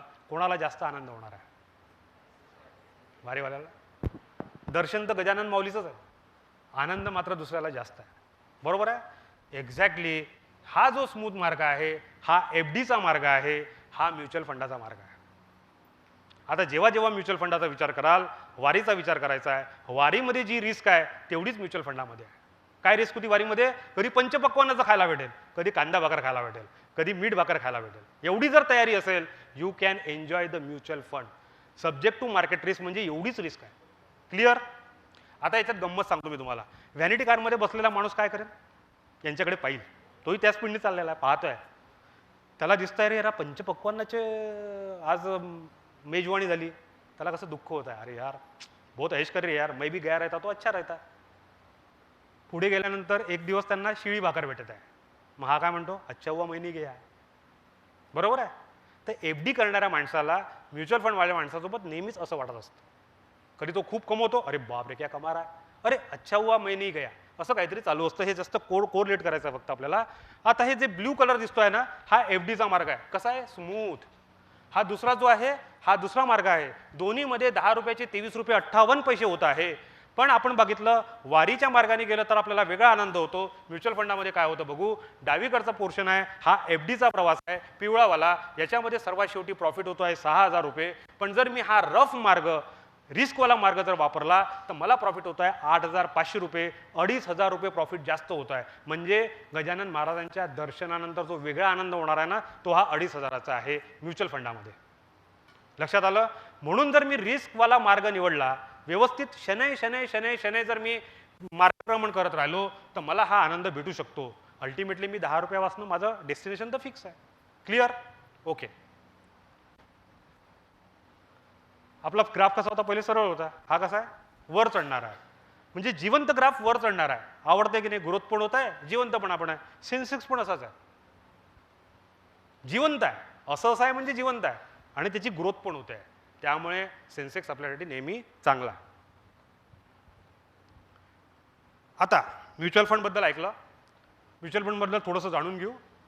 कोणती गोष्ट बघितली आपण, mutual fund is subject to market risk. ते वाला मॅटर कळलं आपल्याला, पायवारीवाला मॅटर आहे, तेवढीच रिस्क आहे, त्याच्यापेक्षा जास्त रिस्क नाही. आपण टेक्निकल जात नाही. आता how old is mutual fund. Mutual fund किती ओल्ड आहे, ज्यांनी परफेक्ट उत्तर दिलं त्याला एक चॉकलेट. म्युच्युअल फंडचा जन्म होऊन किती वर्ष झाले, नाही वर्ष किती झाले, 26. अजून कोणी आहे, 96 वर्ष झाले. नाही नाही, मला वर्ष किती झाले, त्याचं वय किती आहे, म्युच्युअल फंडाचं वय काय आहे, 30-32. अजून कोणी आहे, 70 ते 80 वर्ष. अजून कोणी, और कोई बढ़ाने के लिए तयार आहे, 85 सालापासून की 85 वर्ष आहे वय, वय 85 आहे त्याचा, 40 वय. अजून कोणी, याचा एक्झॅक्ट आन्सर आहे 100. 100 वर्ष म्युच्युअल फंडाला यावर्षी पूर्ण झालेले आहे. पण ते कुठे झाले, पूर्ण वर्ल्डमध्ये, भारतामध्ये नाही झाले, पूर्ण वर्ल्डमध्ये. इतकं जुनं म्युच्युअल फंड आहे. मग भारतामध्ये किती वर्ष झाले, भारतामध्ये 60 वर्ष झाले. पण पुष्कळ लोकांनी 30 उत्तर दिलं, त्यांचं उत्तर परफेक्ट आहे. या म्युच्युअल फंडामध्ये सामान्य माणसाने यावं, सामान्य माणसाचा पैसा एका रात्रीतनं गायब होऊ नये यासाठी पूर्ण व्यवस्था करावी. माझे पैसे कुठे गेले यासाठी तो फिरत बसायला लागू नये. जसं आपण एखाद्या पतपेढीमध्ये करतो, रातोरात पैसे गायब, दुसऱ्या दिवशी कळतच नाही मी कुठे जाऊ माझे पैसे मागायला. अशी परिस्थिती होऊ नये यासाठी गव्हर्नमेंटनी एक चांगल्या पद्धतीची अरेंजमेंट केली आणि ही अरेंजमेंट केल्यापासून म्युच्युअल फंडाला 30 वर्ष झालेले आहे. म्हणजे 30 वर्षाचा अनुभव या म्युच्युअल फंडापाशी आहे. आणि पुन्हा व्हेरी वेल कंट्रोल्ड आहे, रेग्युलेटरी बॉडी आहे. पैसा कुठे गायब होणार काही चिंता करायची गरज नाही. रात्रीतनं पैसा गायब झाला हे कधीही होणे शक्य नाही म्युच्युअल फंडामध्ये. क्लिअर? मग चॅलेंज काय, इतकं सुंदर आहे हे म्युच्युअल फंड, तर चॅलेंज काय, चॅलेंज काय आहे, lot of choice. Mutual fund कंपन्या किती आहे भारतामध्ये, 45 ते 46 म्युच्युअल फंड कंपन्या. त्यांच्या स्कीम म्हणजे स्ट्रॅटेजीज आहे ना, रिटर्न आणून द्यायच्या स्ट्रॅटेजीज, त्या किती असतील, 1000 असतील है ना. एकाच्या 50-60, एकाच्या 30 असं जर पकडलं, 2,500च्या वर आपल्याकडे ऑप्शन आहे, 2,500च्या वर ऑप्शन. मग आपलं पर्पज काय आहे, मला 15 दिवसाची पण सेव्हिंग करायची आहे, मला 15 महिन्याची पण सेव्हिंग करायची आहे, मला 15 वर्षाची पण सेव्हिंग करायची आहे. बरोबर. मग या तिन्ही गोष्टीसाठी म्युच्युअल फंड सही आहे, गॅरंटीने सांगतो. या तिन्ही गोष्टीसाठी म्युच्युअल फंड सही आहे. पण प्रॉब्लेम काय आहे, माझ्याकडे चॉईस आहे 3000. माझ्या 15 दिवसासाठी जी सोयीची आहे ती जर मी 15 वर्षावाली जर पकडली तर काय होईल, mutual fund is subject to market risk, भाई पैसा यहाँ पे चला जाता है, हम नहीं करेंगे, हा अनुभव येईल. मग हा लॉट ऑफ चॉईस हा सगळ्यात मोठं चॅलेंज आज म्युच्युअल फंडाच्या बाबतीत आपल्याला आहे. मग काय करावं लागेल, सगळ्यात पहिले माझी रिक्वायरमेंट काय, माझी रिस्क टेकिंग कॅपॅसिटी काय, माझं काय म्हणतात त्याला रिटर्नची अपेक्षा काय, माझ्या वेल्थ गोलला मला काय रिटर्न पाहिजे, माझ्या लिक्विडिटीची रिक्वायरमेंट काय, हे सगळं समजून मला या 3000पैकी 2, 4, 5 माझ्या वेल ग्रुपप्रमाणे सिलेक्ट करायचा आहे, त्याचा फोलिओ बनवायचा आहे. हे सगळ्यात मोठं चॅलेंज आज म्युच्युअल फंडमध्ये आहे. सोल्युशन काय आहे मग याच्यासाठी? Chartered financial goal planar. कोण आहे? मी आहे. जस्ट आपल्याला कोणता तरी चांगला ॲडवायझर पकडायचा आहे, जो आपल्याला या 3000 मधनं चांगला चॉईस करून देईल, 15 दिवसासाठी पण करून देईल. बरं 15 दिवसासाठी चांगला आहे, पुन्हा त्याच्या सिलेक्शनमध्ये काय प्रॉब्लेम आहे माहिती आहे? तुमचा टॅक्स ब्रॅकेट काय आहे, हे सगळं कन्सिडर करावं लागतं, तेव्हा कुठे प्रॉपर म्युच्युअल फंड सिलेक्ट केला जातो. मग आता हे कोण करतं? म्युच्युअल फंडवाले फंड मॅनेजर करतात. रिक्वायरमेंट कोणाची आहे? तुमची. फंड मॅनेजर तुम्हाला येऊन करणार आहे का ते? नाही. याच्यामध्ये कोणीतरी मेडिएटर पाहिजे ज्याला हे सगळं समजेल. तो म्हणजे चार्टर्ड फायनान्शियल गोल प्लॅनर किंवा एखादा ॲडवायझर. म्हणून आपल्याला ॲडवायझरची मदत घ्यायची आहे वेगवेगळ्या फेजसाठी. आता आपलं काय म्हणणं होतं माहिती आहे का? म्युच्युअल फंड सही है, mutual fund is subject to market risk. त्याच्या पुढचं वाक्य आपण वाचतच नाही, कारण का इथेच आपण थांबून जातो. पुढचं वाक्य काय आहे? Read all documents carefully before your investment. तर हे काम आहे, ते लॉट ऑफ चॉईसमुळे प्रॉब्लेम आहे, म्हणून आपल्याला एक ॲडवायझर पाहिजे. ते जर प्रॉपर केलं, म्युच्युअल फंडामध्ये नुकसान होऊ शकत नाही. नुकसान होऊ शकत नाही म्हणजे कधी पंचपक्वानाचं खायला भेटेल, कधी मीठ भाकर खायला भेटेल, एवढं लक्षात ठेवायचं. वारीवालं एक्झाम्पल लक्षात ठेवायचं. किती लोक हसायला लागले, वा वा. काय म्हटलं होतं आपण? जेव्हा कंपाऊंडिंग शब्द येईल तेव्हा सचिनची बडबड बंद होणार आहे, लवकरच बंद होणार. सगळ्यांना आनंद झाला, मला लक्षात आलं. आपण पुढे जाऊ. कंपाऊंडिंग काय? कंपाऊंडिंग, कंपाऊंडिंगची जादू सांगणार आहे. कंपाऊंडिंग हे जगातलं 8वं आश्चर्य आहे. हे ऐकलंय का कोणी? सगळ्यांनी ऐकलं आहे. मग हे आश्चर्य कसं आहे माझ्या पैशाच्या बाबतीत, एवढं समजून घेणार आहे आपण. खूप टेक्निकली जाणार नाही. सगळ्यात पहिले SIP माहिती आहे का? SIP सगळ्यांना कळते. SIP माहीत नाही असे कोण लोक आहे? हात वरती करा. काही प्रॉब्लेम नाही. SIP नाही माहिती. माहिती आहे तुम्हाला SIP? तुम्हाला माहिती आहे SIP? SIP माहिती आहे तुम्हाला? नाही. तुम्हाला माहिती आहे? नाही. नाही. पण नाही तर नाही माहिती. लोकांनी हो म्हटलं म्हणून मी नाही म्हणणार. SIP मला माहिती नाही. रोज सकाळी उठता, रोज सकाळी आंघोळ करता, SIP करता. सिंपल. रोज सकाळी जेवता म्हणजे दिवसा जेवता, SIP करता. रोज ब्रश करता, SIP करता. रोज मॉर्निंग वॉकला जाता, नाही जात, SIP नाही आहे. म्हणजे एका इंटरवलला रिपीटेड केल्या जाणाऱ्या गोष्टीला काय म्हणायचं? SIP. सिंपल. म्हणजे SIP काय आहे? मी रोज ब्रश करतो, काय आहे? लाईफस्टाईल आहे, ही सवय आहे. मग ही SIP काय आहे? ही पण SIP सवयच आहे. काय सवय आहे? दर महिन्याला मी थोडेसे पैसे सेव्ह करील आणि इन्व्हेस्ट करील. ही जी सवय लावणे, ही माझी लाईफस्टाईल बनवणे म्हणजे SIP. अजून सोप्या भाषेमध्ये सांगतो. पोस्टाची RD सगळ्यांना माहिती आहे. ज्यांना SIP माहीत नाही त्यांना पोस्टाची RD माहिती आहे. RD मध्ये काय करता? दर महिन्यामध्ये जाऊन 200 रुपये, 400 रुपये, 500 रुपये, 1000 रुपये जे काय असेल ते भरता. जर मी पोस्टाच्या बाबतीत जर हे करत असेल तर त्याला काय म्हणायचं? पोस्टाची RD. हे जर मी म्युच्युअल फंडाच्या बाबतीत करत असेल तर त्याला म्हणायचं SIP. SIP काही वेगळं नाही आहे. दर महिन्याला मी छोटे छोटे पैसे जमवतो आणि मी इन्व्हेस्ट करतो. That is called SIP. Clear? जर मी दर आठवड्याला 10 रुपये माझ्या गुल्लकमध्ये टाकत असेल ती पण SIP आहे, कारण ती एक सवय आहे. बरोबर? फक्त ती जर म्युच्युअल फंडामध्ये केली तर मला रिटर्न येणार आहे. तिथे रिटर्न येणार आहे कारण का तिथे मी ॲसेटमध्ये इन्व्हेस्ट नाही करत आहे. पण दॅट इज SIP. SIP खूप स्पेशल नाही आहे, रेग्युलर करल्या जाणारी ॲक्टिव्हिटी आहे. आता SIPची जादू फक्त सांगतो मी तुम्हाला. समजा मी 10,000 रुपये दर महिन्याला सेव्ह करण्याची सवय लावली आणि इन्व्हेस्ट करण्याची सवय लावली आणि ही सवय म्हणजे SIPची सवय 8 वर्ष केली. किती वर्ष केली? 8 वर्ष. आणि 8 वर्ष केल्यानंतर ही सवय तोडून टाकली, आता नाही करत. तर काय होईल माहिती आहे? आपल्या आयुष्यामध्ये दर महिन्याला पुढच्या महिन्यापासून 10,000 रुपये रेग्युलर इन्कम सुरू. कुठपर्यंत सुरू? जिवंत असेपर्यंत. नंतर काय? नंतर माझ्या फोटोला रोज हार आणि अगरबत्ती लागेल. एवढी संपत्ती सोडून जाऊ. गंमत करतोय, पण इतकी संपत्ती आपण सोडून जाऊ सगळा पैसा उपभोग घेतल्यानंतर.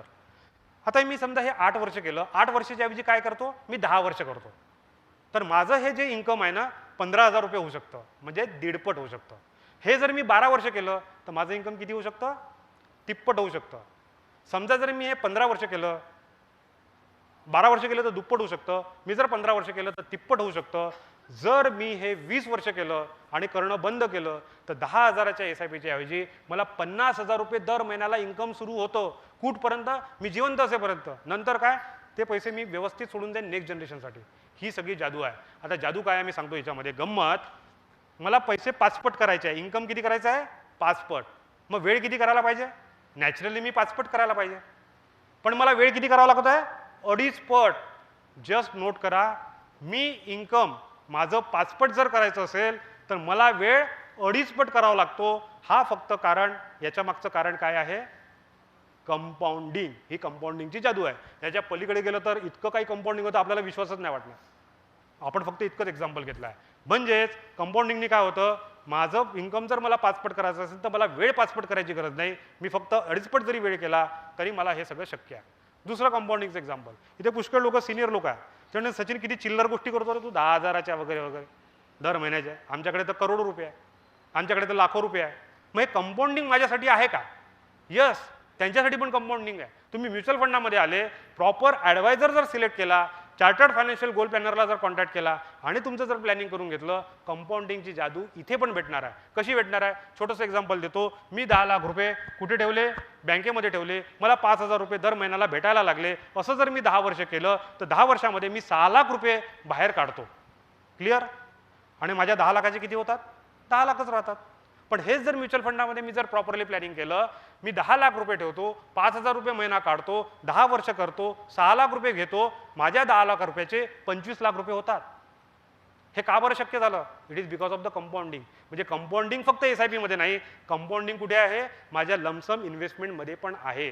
आता पुष्कळ लोक म्हणतील मला 10 वर्षानंतर 10 लाखाचे 25 लाख होण्यामध्ये काही इंटरेस्ट नाही, मला माझं रेग्युलर इन्कम वाढून दे. हे खालचं एक्झाम्पल आहे, खूप डिटेल जाणार नाही. याच्यामध्ये काय दिसतंय? तुमचं रेग्युलर मंथली इन्कम वाढतंय, तरी पण तुमच्या 10 लाखाचे, हे 50 लाखाचं एक्झाम्पल आहे, सॉरी, 50 लाखच राहतात आहे आणि तुम्ही 90 लाख तुम्ही काढून घेतलेले आहे. Still it is happening. हे compounding, it is because of the compounding. हे एक परफेक्ट गिफ्ट होऊ शकतं, पिढ्यानपिढ्या चालणारं गिफ्ट होऊ शकतं. अक्षय पात्र आपण तयार करू शकतो. हे BC कोण कोण करतं इथे? किती जण BC करतात?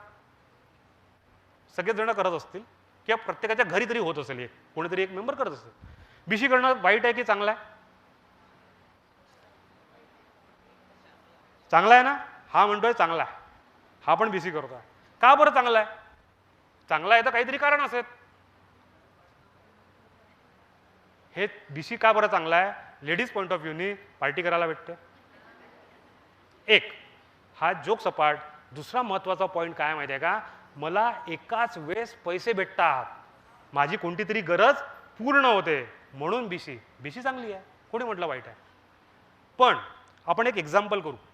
मी 5,000ची BC करतो, जानेवारी टू डिसेंबर मी करतो, डिसेंबरमध्ये मला ही BC लागते, मला किती भेटतात? 60,000 रुपये भेटतात. मी ठरवलं की या 60,000चं मला कम्पेअर करायचं आहे ना, तर या 60,000चं काय करतो? मी गोल्ड घेतो. ठीक आहे, त्या बाईने असं ठरवलं की मी डिसेंबरला गोल्ड घेईन. तिने डिसेंबरला गोल्ड घेतलं. पुढच्या वर्षी काय केलं? पुढच्या वर्षी पण BC घेतली, डिसेंबरमध्ये BC घेतली, पुन्हा गोल्ड घेतलं. पुढच्या वर्षी पण असंच केलं. असं जर तिने 10 वर्ष केलं तर या 10 वर्षामध्ये ती जितकं गोल्ड विकत घेईल BCच्या मदतीने, त्यापेक्षा 1.5 पट गोल्ड ती जास्त घेऊ शकेल ह्याच BCला जर SIP मध्ये कन्वर्ट केलं तर. ठीक आहे, माझं असं बिलकुल म्हणणं नाही BC बंद करा, पण 5,000ची BC जर करत असेल तर मी 2,000ची SIP करते, दोघांना पॅरलली कम्पेअर करते, सचिन जे सांगतात ते होतं का बघते, नाही तर तिकडनं काढून BC चालूच आहे आपली. हे BCचं एक्झाम्पल. BC मध्ये कंपाऊंडिंग होत नाही, इथे कंपाऊंडिंग होतं. ही कंपाऊंडिंगची झालं. हे एक छोटंसं एक्झाम्पल. घरी बाळाचा जन्म झाला, 500 रुपयाची SIP चालू करा. किती वर्ष करा? 30 वर्ष करा. 2-4 वर्षांनी तुम्हाला 500 रुपये काहीच वाटणार नाही. 30 वर्ष करा, विसरून जा. हे 30 वर्ष त्याच्या आयुष्यामध्ये अक्षय पात्र तयार होईल, कारण तो फक्त आपण 1,80,000च फक्त जमा करतोय 30 वर्षामध्ये, पण या 1,80,000चे 30 लाख रुपये होतात आहे. आणि हे 30 लाख त्याच्या आयुष्यामध्ये काय जादू करू शकते? अक्षय पात्राची जादू करू शकते. फक्त प्रॉपर प्लॅनिंग झालं पाहिजे. या 30 लाखाच्या भरोशावर दर महिन्याला 15,000 रुपये त्या व्यक्तीला भेटेल, पुढच्या वर्षी 16 भेटेल, त्याच्या पुढच्या वर्षी 17 भेटेल. इन्फ्लेशन, महागाई होती ना, महागाईला बीट करणारं त्याचं इन्कम वाढेल, तरी पण हे पात्र कधी संपणार नाही, गॅरंटीने सांगतो. पण त्यासाठी करावं काय लागेल? 500 रुपयाची SIP चालू करावं लागेल, 30 वर्ष ठेवावी लागेल, त्याला विसरून जावं लागेल, तेव्हा कुठे अक्षय पात्र तयार होणार आहे. हे आपल्याला, आणि ही कंपाऊंडिंगची जादू आहे. 1.8 लाखला 30 लाख करून देणारा कोणतं तरी इन्स्ट्रुमेंट आहे का मला सांगा? हे आपल्याकडे अवेलेबल आहे बिकॉज ऑफ द कंपाऊंडिंग. हे एक छोटंसं एक्झाम्पल आहे. घर हे ॲसेट आहे की लायबिलिटी आहे? ॲसेट म्हणजे काय? संपत्ती. लायबिलिटी म्हणजे काय? कर्ज. म्हणजे ती माझ्यासाठी कर्जाची गोष्ट आहे. घर, आपलं स्वतःचं घर ही लायबिलिटी की ॲसेट आहे? किती लोकांना लायबिलिटी वाटते? लायबिलिटी वाटते. किती लोकांना ॲसेट वाटते? उरलेल्या लोकांना ॲसेट वाटायला पाहिजे ना, काहीच नाही वाटत असं तर नाही, बरोबर ना? किती लोकांना ही लायबिलिटी वाटते? बोझा वाटते, बोझा. घर किती लोकांना वाटतं लायबिलिटी? 1 2 3. अजून कोण आहे? कोणीच नाही. म्हणजे बाकीच्यांना काय वाटतंय? ही ॲसेट आहे. भारतीय कॉन्टेक्स्टमध्ये घर ही आपली ॲसेट आहे. माझी मुलं तिथे मोठे होतात आहे, मी स्वतः तिथे लहानाचा मोठा झालेलो आहे, माझं स्वतःचं घर असलं पाहिजे, ही एक ॲसेट आहे. इमोशनल अटॅचमेंट आहे. कोणीही दुनियातला कोणताही माणूस येऊ द्या, त्यांनी किती जरी समजावून सांगितलं तरी भारतीय व्यक्तीला हे कधीच समजणार नाही की घर ही लायबिलिटी आहे, ही ॲसेट नाही. तो ती त्याला ॲसेटच मानणार आहे. त्याच्या व्ह्यूला आपल्याला रिस्पेक्ट द्यावा लागेल. एवढे जर लोक मानतात आहे तर त्याला रिस्पेक्ट द्यावा लागेल. पण माझा प्रश्न हा आहे, घर हे माझं ॲसेट आहे, त्यासाठी मी काय करतोय? होम लोन घ्यायला तयार आहे. किती वर्षासाठी घ्यायला तयार आहे? 30 वर्षासाठी तर 30 वर्षासाठी घ्यायला तयार आहे. पण या घराचे कागद जर माझ्या बँकेमध्ये असेल तर ही माझी ॲसेट आहे का? नाही ना. ही ॲसेट असूनही फायदा नाही. ओनरशिपचे कागद कोणाकडे आहे? बँकेकडे आहे. तर म्युच्युअल फंडमधल्या कंपाऊंडिंगमुळे काय होतं? ही जी माझी ॲसेट आहे, ज्याचे कागद बँकेकडे आहे, ते मी पटापट सोडवू शकतो. फक्त मी प्रॉपर प्लॅनिंग केलं पाहिजे. रिअल ॲसेटला रिअल ॲसेटमध्ये कन्वर्ट करायचं आहे. मग घर ही लायबिलिटी कोणासाठी आहे? दुसरं घर घेतलं तर लायबिलिटी आहे. मी एक फ्लॅट घेतो, रेंटवर ठेवतो, रेंट कमवतो, असं जर कोणाचं म्हणणं असेल, मी राहत नाही पण मी त्याच्यावर रेंट कमविल, दॅट इज टोटल लायबिलिटी. अतिशय मूर्खपणाचा निर्णय राहील. चुकीचे शब्द वाटत असतील पण हे राहील. पण आपलं घर कधीच ही लायबिलिटी असू शकत नाही, ही ॲसेटच आहे आपल्या भारतीयांसाठी. एवढंच की ते कागद लवकर सोडवण्यासाठी छोट्या छोट्या गोष्टी जर आपण आपल्या आयुष्यामध्ये, प्रत्येकासाठी वेगवेगळं आहे, एक एक्झाम्पल आहे, आपण छोटे छोटे बदल केले तर हे रिअल ॲसेटमध्ये कन्वर्ट होऊ शकतं. बरं, इथे म्युच्युअल फंड सही है, म्युच्युअल फंड का हमने बहुत यूज कर लिया और मैंने एसेट क्रिएट कर ली, असे किती लोक आहे? सचिन, आपने कुछ नया नहीं बताया, ये सब हमको पता था. किती लोक आहे असे? कोणी आहे? म्युच्युअल फंड सब ॲसेट बिसेट कमा ली, एक जण आहे. अजून कोणी आहे? एकदम परफेक्ट. अजून कोणी? म्हणजे मी आज काहीच व्हॅल्यू ॲडिशन नाही केली यांच्यासाठी, बरोबर आहे. पण जर यांचं कन्व्हिक्शन असेल की यार म्युच्युअल फंड सही है, ये सब कुछ कर सकता है, इसके बिना तो कुछ है नहीं, यांच्यासाठी नवीन सोल्युशन आहे, दॅट इज कॉल्ड PMS. हे सगळ्यांसाठी नाही आहे, पण ज्याला असं वाटतं की मला म्युच्युअल फंड कळला, मला हे कळलं, हेही पण आपल्या चार्टर्ड फायनान्शियल गोल प्लॅनरकडे ऑप्शन असला पाहिजे. मग इथे किती रिटर्न भेटेल? थोडीशी जास्त भेटेल, रिस्क जास्त असेल, पण आपण तर सगळं समजून घेतलेलं आहे, म्युच्युअल फंडला जवळनं पाहिलं आहे. त्यासाठी सर आपके लिए PMS है, आपने PMS निकालना चाहिए. सर आपके लिए PMS है, PMS के बारे में सोचना चाहिए. ज्यांच्याकडे काही नाही त्यांनी म्युच्युअल फंडाबद्दल विचार करायचा. Any question? Minimum investment. जर मी म्युच्युअल फंडामधनं मस्त ॲसेट केलेली आहे तर माझी मिनिमम इन्व्हेस्टमेंट सर 50 लाखाची. 50 लाखाच्या खाली नाही होत, विथ फुल कन्व्हिक्शन पण आहे, है ना. बरं, एखादा जर प्रश्न असेल तर मला फोन करून विचारायचा. मी प्रश्न घेणार नाही आता कारण का आपला वेळ वाढेल. पण मला एक प्रश्न आहे. काय प्रश्न आहे? म्युच्युअल फंड सही आहे, कळलं ना? सही आहे. सब्जेक्ट टू मार्केट रिस्क, काही प्रॉब्लेम नाही. एक चांगला ॲडवायझर असेल तर सगळं होऊ शकते. सगळे रीड ऑल डॉक्युमेंट, सगळं सही आहे. इन्व्हेस्टमेंट केव्हा चालू करता? ज्यांनी केली नाही, ज्यांचे हात खाली होते ना, त्या सगळ्यांना मी विचारतो, इन्व्हेस्टमेंट केव्हा चालू करता? आज अभी इसी वक्त. किती लोक आज अभी इसी वक्त करणे वाले आहे? Yes, perfect. सरांचा नंबर मी नोट करून ठेवणार आहे. एकदम परफेक्ट डिसिजन. मग बाकीच्या लोकांचं काय झालं? ते तर कन्व्हिन्स आहे, म्युच्युअल फंड सही आहे, सब्जेक्ट टू मार्केट रिस्क माहिती आहे, पायवारीवाली रिस्क आहे, मग ते का नाही घेता डिसिजन? त्यांच्या डोक्यात काय चालू आहे? मी घरी जातो, सगळेजण बसतो, ठरवतो कितीची SIP करायची, काय करायचं, किती काढू शकतो, वगैरे वगैरे. याच्यामध्ये काय होतं? मला कोणाला टीज नाही करायचं आहे. प्रॉब्लेम काय आहे? दिस इज अ डिले कॉस्ट. जेव्हा मी डिसिजन घ्यायला, निर्णय घ्यायला वेळ लावतो तर फक्त 6 महिने जर मी वेळ लावला तर काय होतं? हे एक्झाम्पल आहे. वेळ मी 10,000ची SIP करतो आहे, मी 6 महिने नाही भरली, उशिरा केली तर काय होईल? 60,000ची ॲसेट तयार नाही होणार ना फक्त.